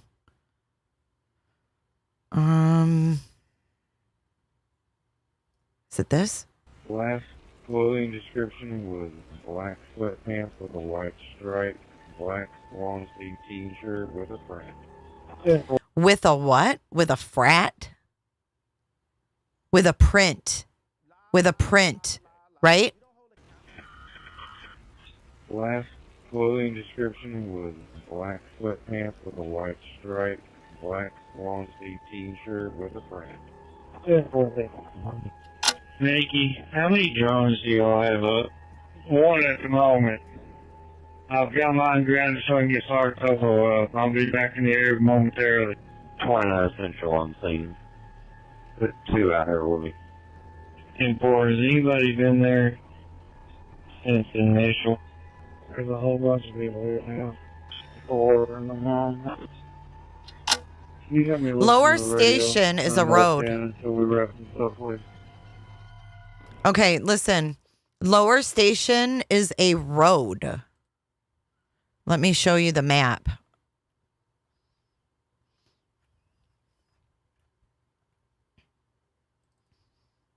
Yeah, there's a lot of really curious stuff in this audio for sure. Thank you guys for being patient. Lower Station Camp Creek Road. It's a road.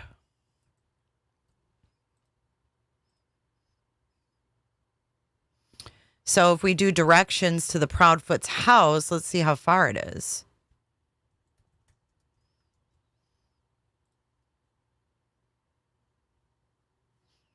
Damn, they were way over here?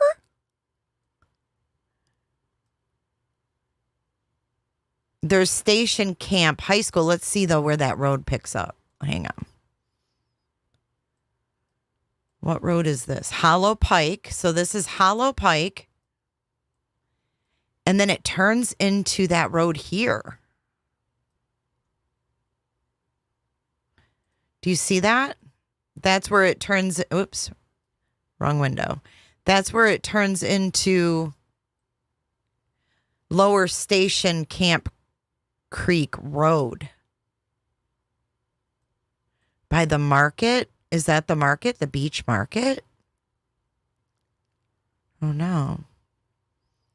Because look, there's the beach high school. Beach market. Is that where he would walk and get ice cream at the beach market? Because that seems a lot closer than walking to the other ice cream places I saw.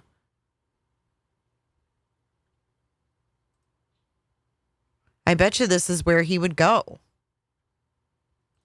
I bet you these people know Sebastian in this store. Have any of the YouTubers gone to this store and asked if they knew him? Because I bet they do. Super close. Anyways, and they mentioned a ice cream place, and I was like, the other ice cream places are miles and miles. Right on the corner of Station Camp and Long Hollow is where the bridge is. Thank you so much, Mike Smith. Let's go back over here. Let's look at the bridge. Is it the Drake Creek Road?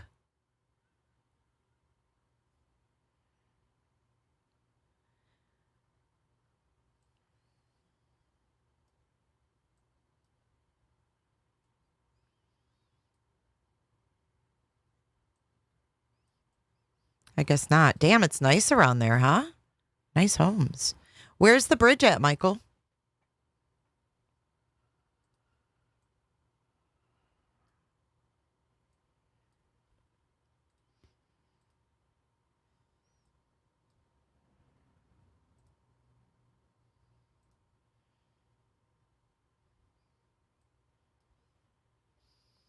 He liked Culver's. So he walked. Oh, no, I don't remember her saying. I don't remember her saying he liked Culver's. I love Culver's custard. Poor Sebastian. But this would be the area here where they saw somebody in the woods, right? Because they said there's a house behind the tree line. I'm thinking it was right around here, wasn't it? I really don't know, to be honest. But anyways, I want to show you guys. You guys can go back and replay that later. I want to show you guys those screenshots. Willow Bend. Oh, wait. See, the addresses are 4 numbers. So where would 116 be? The guy in 116 says that he saw Sebastian walking by, right? There's a market on the corner of Long Hollow Pike and Station Camp. There's a big bridge that goes under Long Hollow Pike. Okay. Thank you, Mike. Let's zoom out before we look at the screenshots. Let's go over to Long Hollow Pike. And then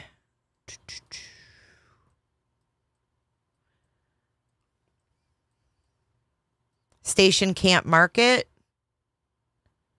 I found it.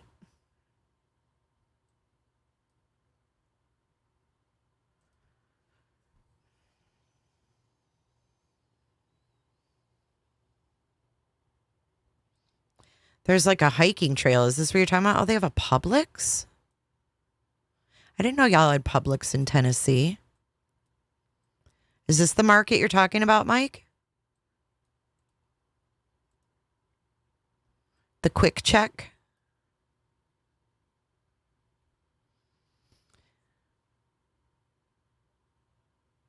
Honeysuckle to the left is 3 numbers? Really?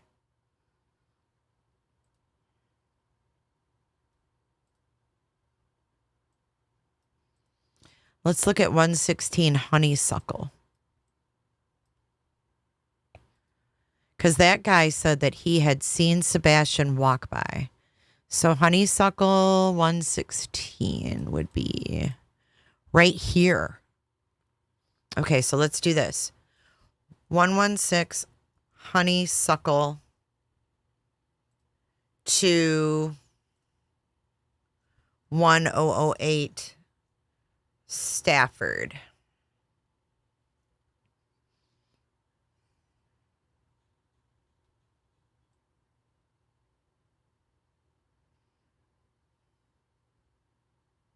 Weird. Unless Sebastian cut through yards. Look at this. Hang on. He would have to walk, dang it. He'd have to walk out to that main road here. Hold on. Let me make this bigger. That's what she said. Okay, maybe this is easier for you guys to see now. He would have to go all the way out to Long Hollow Road. I'm just saying, like, if he walked around this area, why was he walking all the way from here and then up here? Because if you look,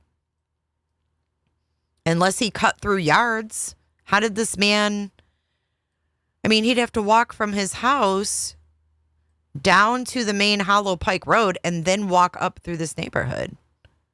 Because that doesn't connect with their neighborhood.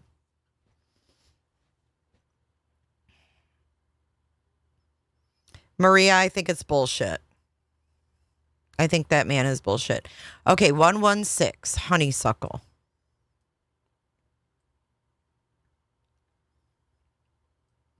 I think this is it. This is 116 Honeysuckle.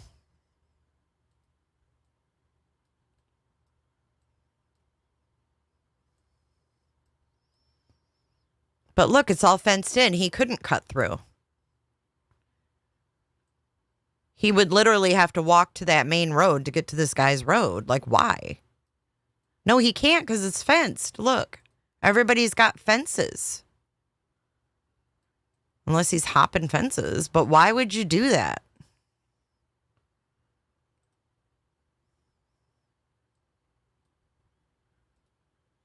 "116 Willows Bend," is that what it is? What is it? 116 Willows Bend. Let's try that. 116 Willows Bend, Hendersonville.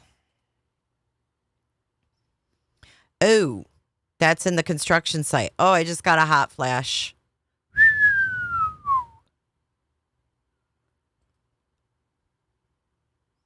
This is 116 Willow Bend Drive. We can't even walk down there because it's too new. Laurel Park subdivision. Is that where Katie Proudfoot drove around? We can't go down in any of that with the Google guide. Dang it.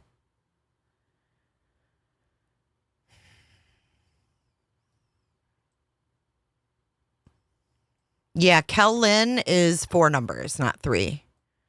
So I'm thinking whoever said Willow Bend is probably right. This is Willow Bend. We can look from this way.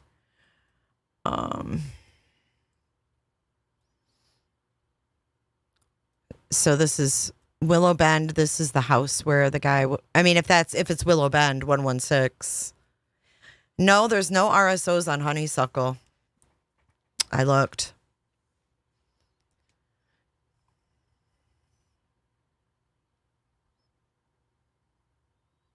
Oh, look, a dumpster. When is this from?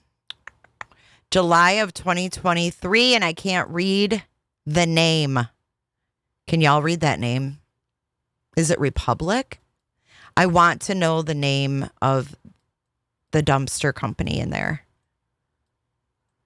And I think they said they checked this barn as well. If it was unlocked, they said they checked it, so...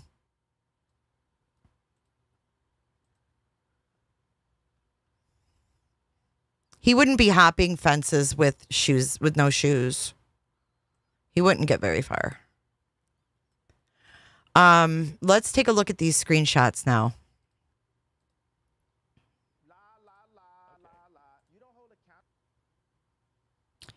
All right. Our first one is going to be this one.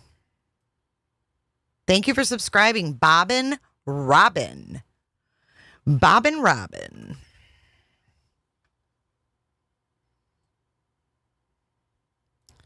All right. So I'm going to have to blow this up on my end so I can actually see it because I'm blind as a bat. All right. So what we see on here is a lot of stuff. If we start at the very top, let me get my pointer. This will be easier. I'm actually going to make this full screen so you guys can see it better. We're going to make it all big, and then I'm going to put my pointer up here, and we're going to take a look at what the cops have found.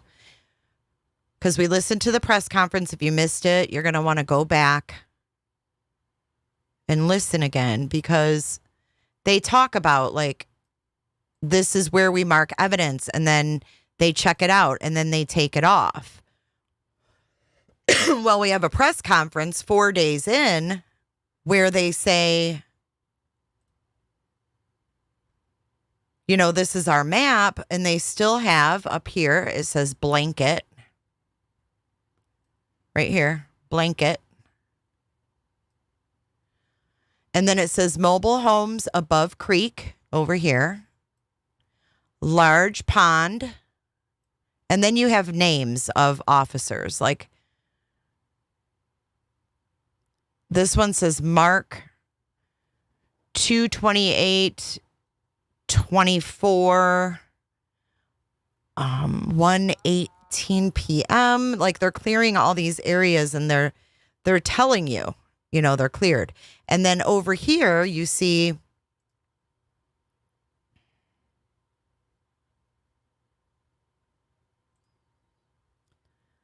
too thick, need to drone. What else do we see on here? We have Kellen Lane. So what is significant about that address? That is 1030 Kellen Lane. 1030 Kellen Lane. Sorry. Then they have trail cameras marked on here, etc., etc. Okay, so now we're going to get rid of these, and we're going to look at the next one. So they had several maps.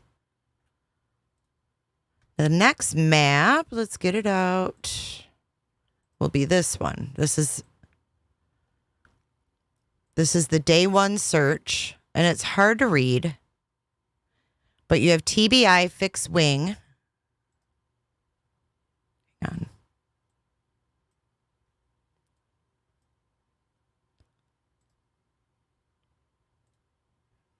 Okay, so over here you have the TBI fixed wing, and then you have M. Ryan. You still have 1030 Kellen Lane on here. And then let's see what else we have. Let me see if I can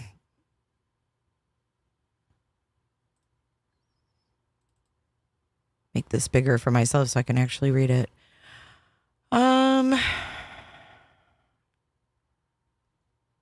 Who lives at 1030 Kellen Lane? You're awesome. Because I'm still stuck on the fact that they say he was last seen on the 26th versus the 25th. That still bothers me.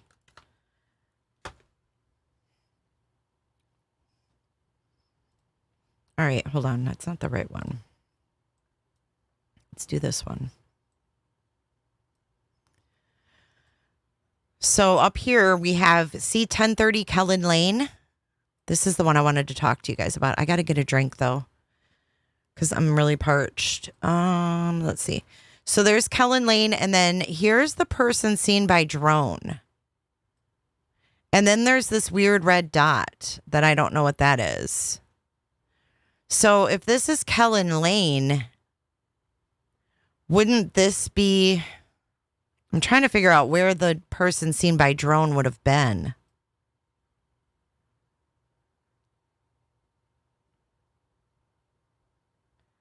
And then it says large pond up here.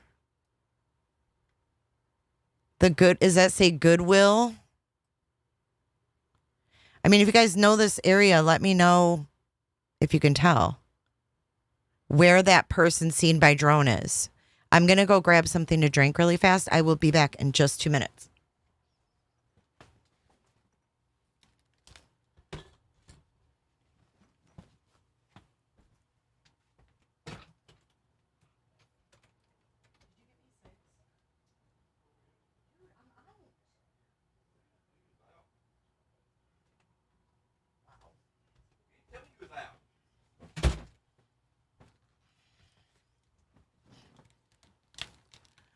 Okay, I'm back. All right, so what do you guys think about the person seen by drone? I need to know. Because I just found it interesting that they still had that up on the 4 days in.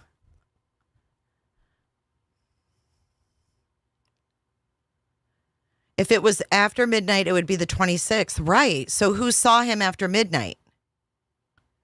Right, they said it was a mannequin, so why 4 days in is it still on the map?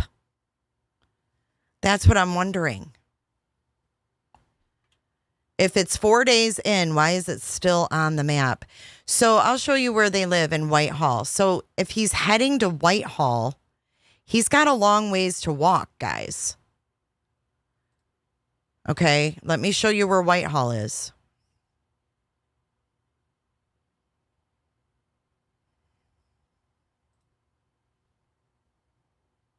So we're going to go from their house to Whitehall High School. So did they move because of his behavior? Did they move because the school was getting wise to the abuse? When did they move? A year ago, I think it said. It's a 15-minute drive. It's 8 miles.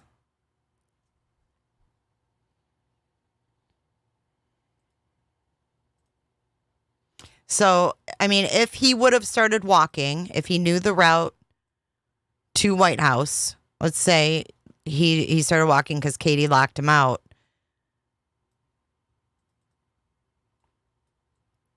He would go down Long Hollow Pike and then take New Hope Road all the way. It's a straight shot. But he wouldn't get that far if he tried on his own. I just don't know. So the teacher that did the interview is the teacher from the old school, not from the new school.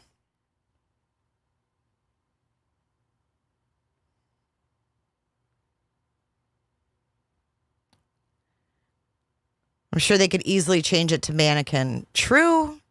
I mean, if it's on a public scanner, they're definitely, in the moment. And if they find something that maybe, they didn't want to find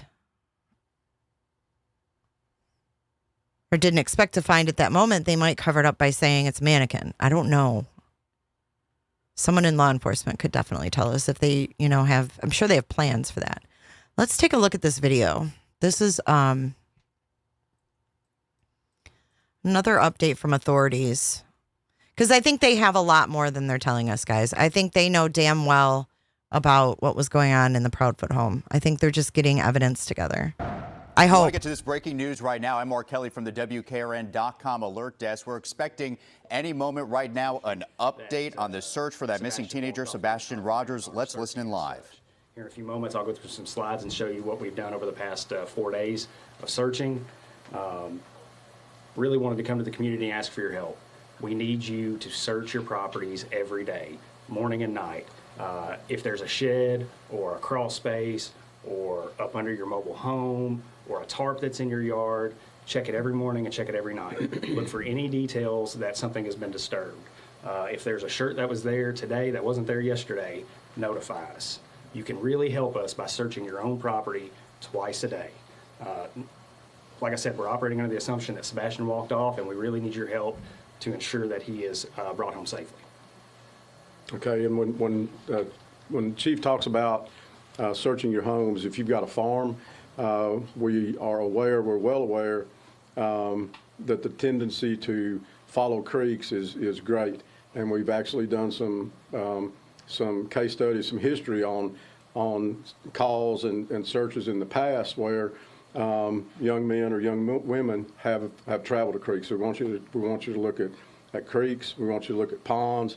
And if you look at a pond, look for foot tracks around the pond. I'm making you listen again, and Garrett. We'll go into, when Chief's ready, we're going to go into pictures, and we'll show you our operational periods and the maps. That Okay, but there is proof he walked out. There's that scent. There's Max. And the footprints by the water. Now let's take this a step further, guys, and let's think about a construction site. Okay? You're definitely not going to want to walk around a construction site barefoot. And it sounds like they saw footprints. They would call them shoe prints if they found shoe prints. But you're not going to walk around. There's nails. There's debris. There's broken wood. There's broken steel. There's all kinds of things laying around at a construction site. You know, if you think red ants are bad to step on, a construction site has a lot of risks. Is it really blurred out, Potato? I was just going to go there.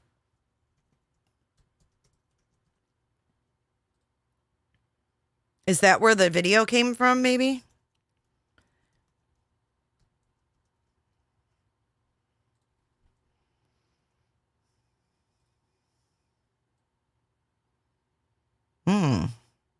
That house backs up right to the construction site, y'all. Oh, fudge. You know what? That house would have, if they have cameras all around their house, look at that.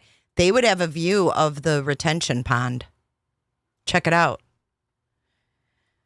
From their backyard, 1030 Kellen Lane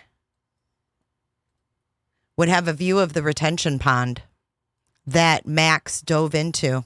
See that?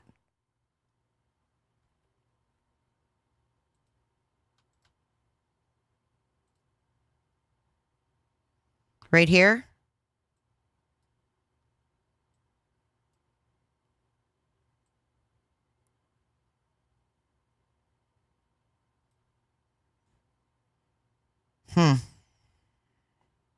Something happened with that pond, in my opinion. I don't know if he was chased there, if he was there and she went looking for him. I'm just very surprised to hear that people on the next street over have seen him walking around. Miss K, or Mike Smith, can you go look for the mannequin? Because they said that the mannequin, it was in the dispatch audio. Can you see if you can get a picture of said mannequin? How do we know that that wasn't Chris Proudfoot standing out there? Who knows at this point who it was? But Kellen Lane definitely has a view of the construction site. And then if you go down with the Google guy, it's blurred. And this is from 2007. The only dates for this house is 2007. And it's completely blurred. And you know law enforcement blurs shit out. King Road got blurred out as well. Now this says 2020 Google. Let's see if we go down here if it changes. We can. Oh, look at it's all blurred.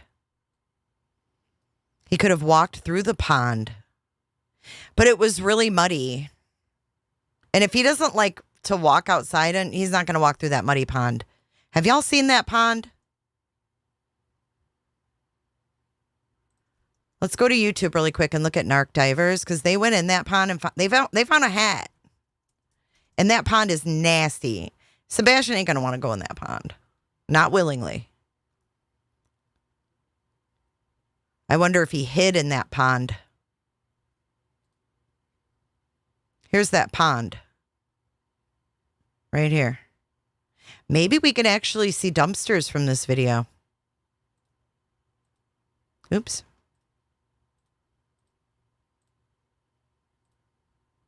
Sticking out. And with another thing of plastic, little jug of plastic, some kind of maybe holds flowers. But when I first did my visual, or the 360 visual of the pond, I thought that was just plastic. Camera does a really good job about picking stuff up. And then came back for a second look, and I'm like, that's not plastic. It's a Vivint hat. A Vivint security hat. So, that's the hat right there. Vivint security hat. So, which is weird, right? Security systems, I do believe. I was told that she worked for Brinks, didn't work for Vivint, or the mom worked for Brinks, does not work for Vivint. And I was told that this is not Sebastian's hat. But if you look, 1, 2, 3, 4, 5, the strap of the hat is pulled back kind of tight for a smaller person, at least for a person with a smaller head. And I'm fine with this not being his hat. But to search it and then to have found the hat, I'm just questioning as to how these ponds and all these waterways were searched. Was it just drained and visually looked at? Because we also found a roll of plastic, almost like a trash bag, but a pretty big sized roll of plastic, and then that was down in the muck. So unless you actually walked through it, and I've heard a lot of people say that this is not very deep. Well, it's deep enough to hide a lot of different size objects, up to your knees. If you watch one of the live streams we did, you know, if they drained it, then everything's going to, in my opinion, get pulled to the bottom, and then you would. So yeah, I mean the water is nasty, and also I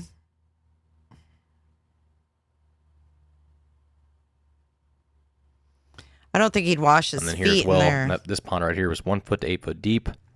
But back to the hat, we were told it's not his, and I'm 100% fine with that. You know, if the parents are saying it's not his hat, it is what it is. But my question is, how were these places searched? And it's awfully, in my opinion, it was just weird. I got goosebumps. But when I found, I think it's weird too. And look how close, like Vivint security. Look how tight that's pulled too in the back. I don't like it. But that pond's, I mean, that's nasty. You can't even see in it. I mean, someone could have chased him in there and held him down in there. It's not deep, but babies drown in an inch of water, remember? We've heard that, all us moms. I think so too, Alien. I think they did a good search too. 2,000 miles in the first couple days. That's a lot of miles. Yeah, that hurts. That hurts, Global. Could the hat have blown in there? I don't know if it was windy. I mean, definitely there's going to be, in retention ponds on a construction site, there's definitely going to be debris in there. It's clean for being in a pond. Yep. I think the roll of plastic is explainable from the construction, actually. That makes more sense to me. Go subscribe to them. They have 6,066. They need to get off that 666 at Narked Divers. Go subscribe. So that gets off there. That's bad luck.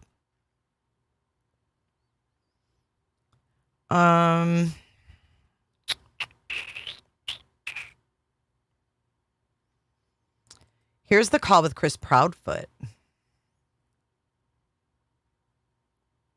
These are the guys that are going to help Stacy Peterson find her sister. Okay. Heard, and then I read it. I read the article from the actual news, and it said that the dogs got a scent that they from an article clothing or something, and then they tracked all the way here, like several times. Here's you a better one. There was the dispatcher. The call got released from the dispatchers to the deputies and the responding units. Wait, hold on. That release of information, you can clearly hear. Okay, so he's saying you can clearly hear in the dispatch about the scent. Listen to Chris. She actually worked for us, so. Yeah, no, I mean, if you got some questions, I'll leave them. Yeah, well. There's a lot of BS out there. that's what I heard, and then I read the article from the actual news, and it said that the dogs got a scent that they from his article quote. Okay, but hold up. He was a good swimmer. I never heard that, but trust me, a kid that doesn't want to step barefoot outside is not going to swim in that nasty pond. They said he liked pools. She said he only went outside and walked when he wasn't on his meds. Or something. And then they tracked all the way here, like several times. Well, here's your better one. There was the dispatcher. The call got released from the dispatchers to the deputies and the responding units. In that release of information, you can clearly hear the dispatcher and the cops all say, the dog's got a scent, is over here at this pond. Okay. And I mean, for people to say, no, it didn't, like, now you're bullshit because yeah, and that's what deputies said that shit in the dispatch. And that's what everybody kept saying, and I'm like, there's got to be some truth to this, because that doesn't make any sense. Like, so yeah, they tracked here, so.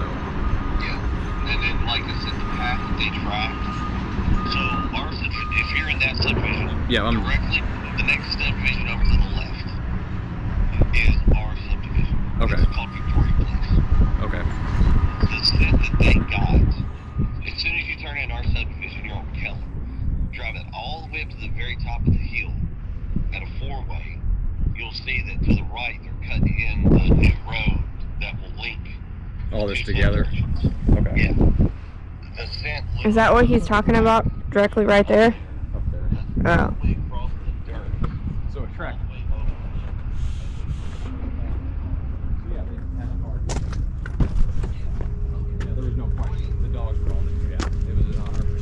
Now listen, here's Chris again. Flung.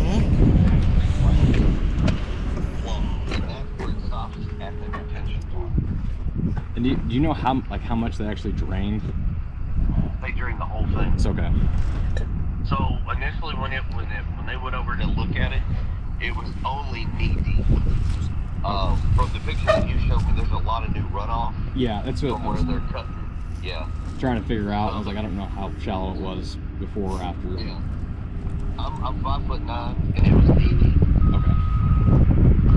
So, and they even drained it. And That's pretty specific, Chris Proudfoot. I'm 5'9" and it was knee deep. That means he walked in it, y'all. I'm 5'9" and it was knee deep. How else would he know if it was knee deep?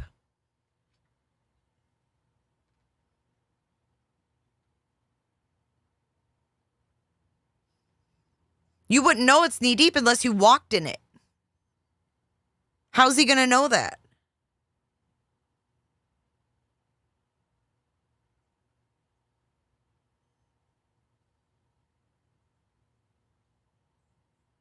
The roll of plastic was found in the pond.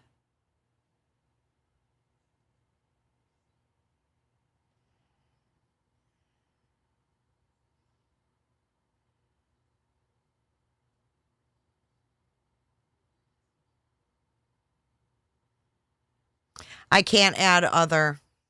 So just explain in chat what you think if you think other, because there's only 4 options.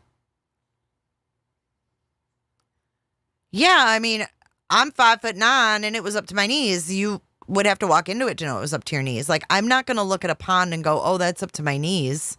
I would have to actually walk in it. Right?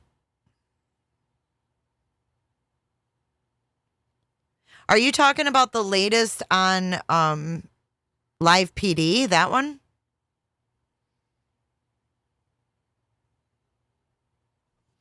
I feel like something happened to him for him to leave the house, especially left without shoes.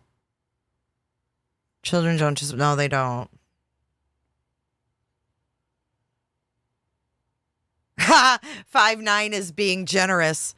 Come on, Chris. We know you're 5'6". Short little shit. yeah. I'm 5'9", and it was knee deep. Okay. So, and they even drained it and still walked it. Okay, so they actually walked it. I didn't know that. Yes, sir. Yes, sir.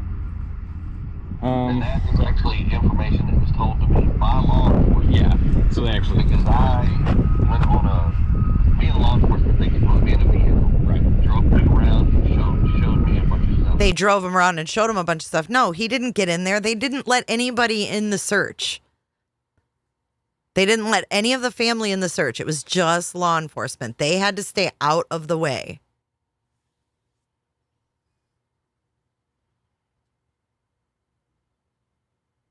Yeah, I don't know. Maybe.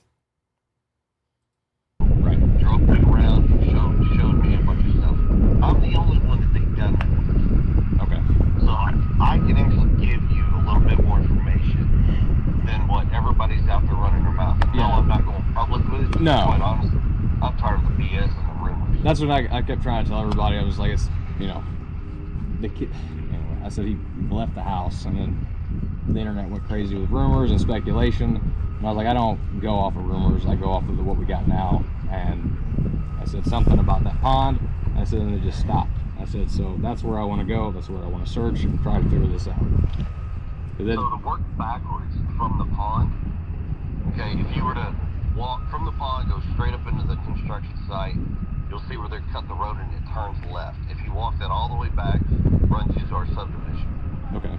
If you go down Kellen, all the way down to Stafford, and walk down towards Stafford toward our house, from our house, if you're looking at my house, I'm going to tell you where the dogs then went. They started on the front porch. Okay. Because off the front porch, the dogs cut to the right. They go all the way down the side of the house along the fence. So they went to the back side, or that right to the north.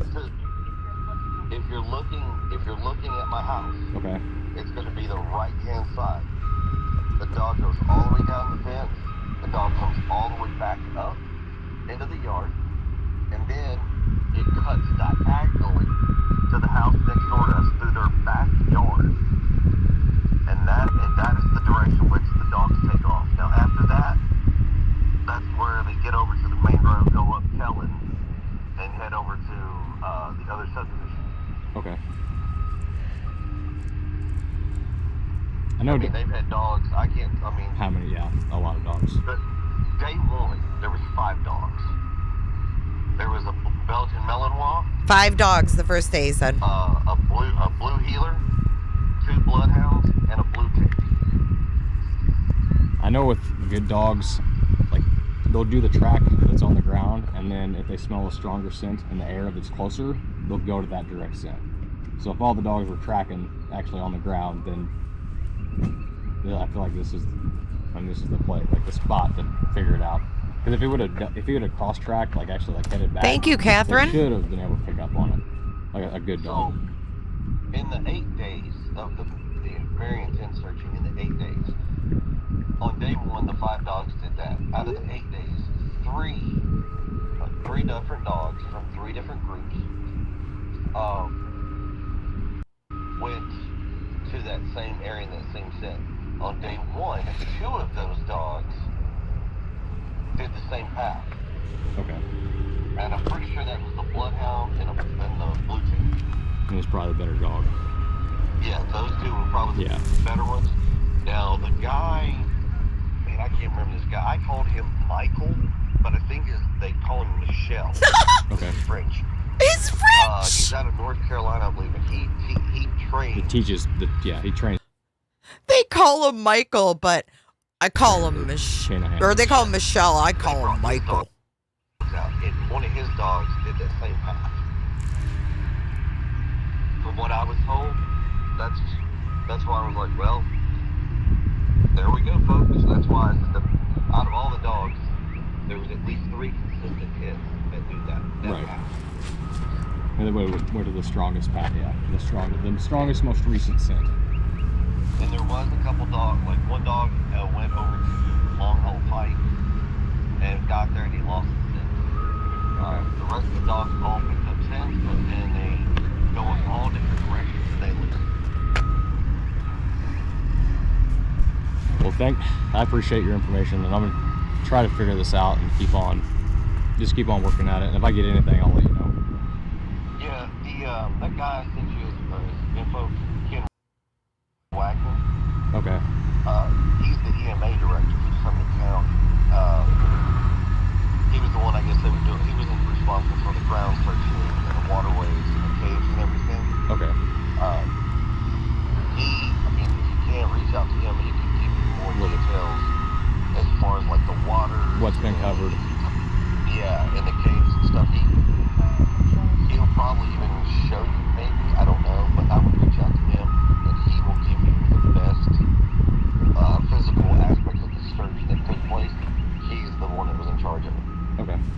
I can do that.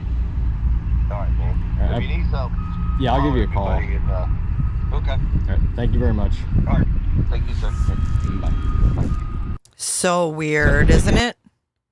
I know they call him I call him Michael, but his name's Michel. I think he's French.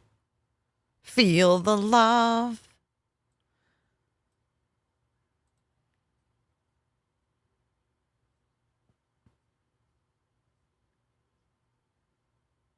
This call took place 10 days ago, which would have been April the 9th.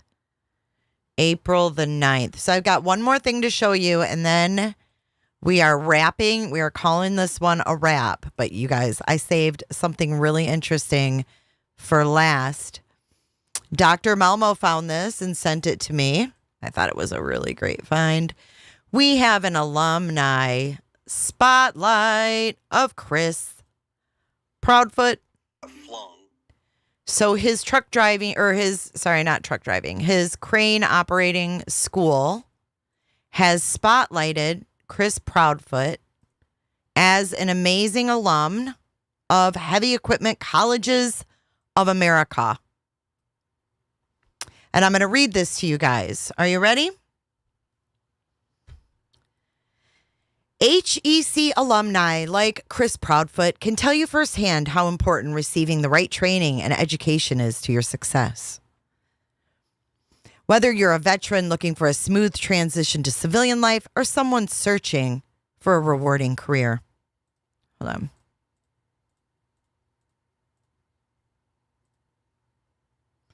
I'm freezing up. Whatever, I'll just leave it. Okay, so here's a quote. From military life to civilian life. Pull quote. I don't know what that means. Quote.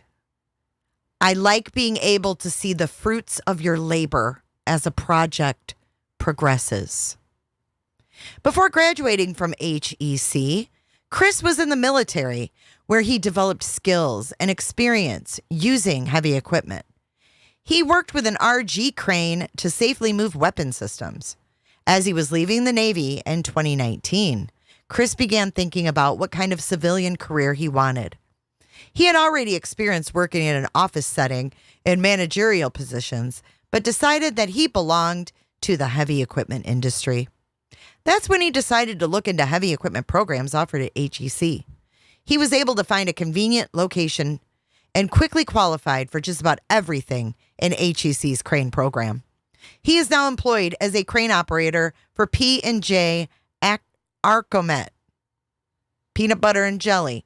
He is responsible for daily crane safety inspections and operating the crane to pick up and precisely move objects and materials. When asked what led him to pursue a career in heavy equipment, Chris had this to say. Quote, I like being able to see the fruits of your labor as a project progresses. One common reason veterans like Chris chooses HEC is composed of many former military members. There are even campuses specifically for veterans. It's no secret that the journey back to civilian life can be difficult. But no one knows that life better than the staff at HEC. Quote, this is from Chris. I love the fact that they dealt with veterans. Most of the instructors are veterans, so everybody had a good understanding of your mindset. Beyond the commonalities between other veterans on campus, Chris also loved how HEC reached out to help students. From hands-on training with newer equipment to instructors treating you as an individual rather than just a student, HEC offers a unique experience. Here's another quote from Chris. Quote, I liked the whole school. The way they have the school set up, it's phenomenal. It's by far the best school setup I've been in, and I've done college. Well, I'll be damned, Chris Proudfoot. You've done college, sir. He thinks he's so fucking cool and so fucking smart. It's sick. Let's see if we got any other quotes on here.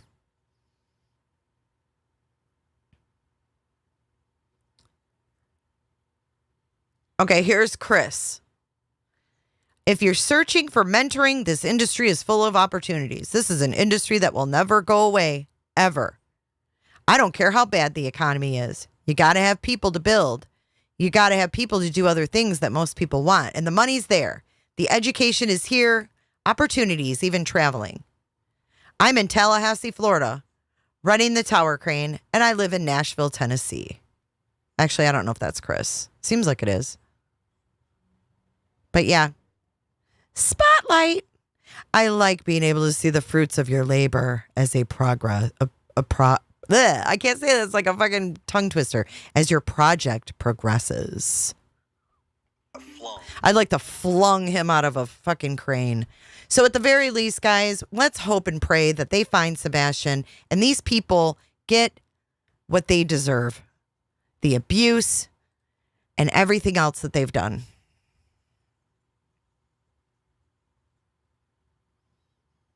I don't know if LE told him how deep the pond was. That I'm not sure.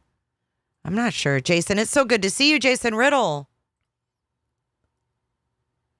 Stephen Click, thank you so much for featuring my brother and sister. Who's your brother and sister, Stephen Click?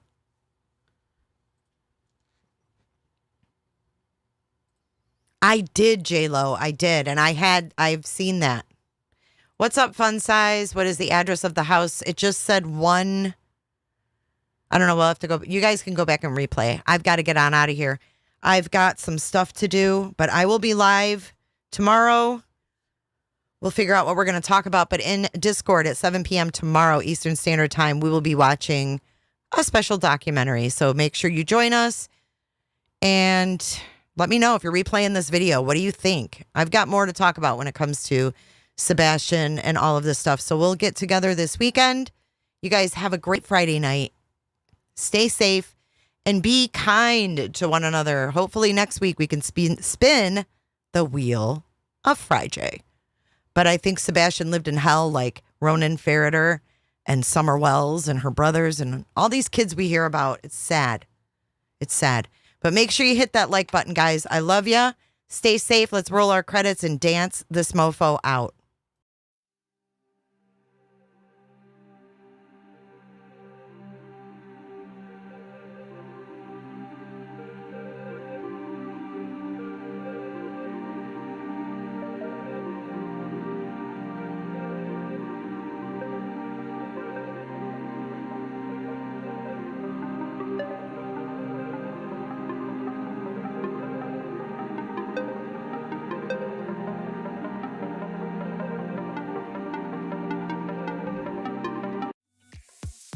Be sure to check out my other videos and playlists for more true crime content. And if that's not enough, you can join our Patreon. Don't have a tinfoil hat? It's okay. We'll make you one. It's that easy. See you guys in the next video. See you later. Bye.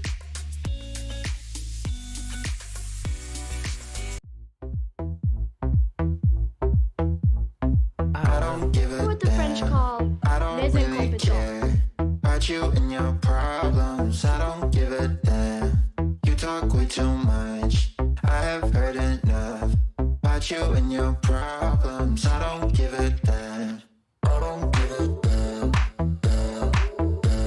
I don't give a damn. And you know what I have to say to ANC Taylor, the defense lawyer?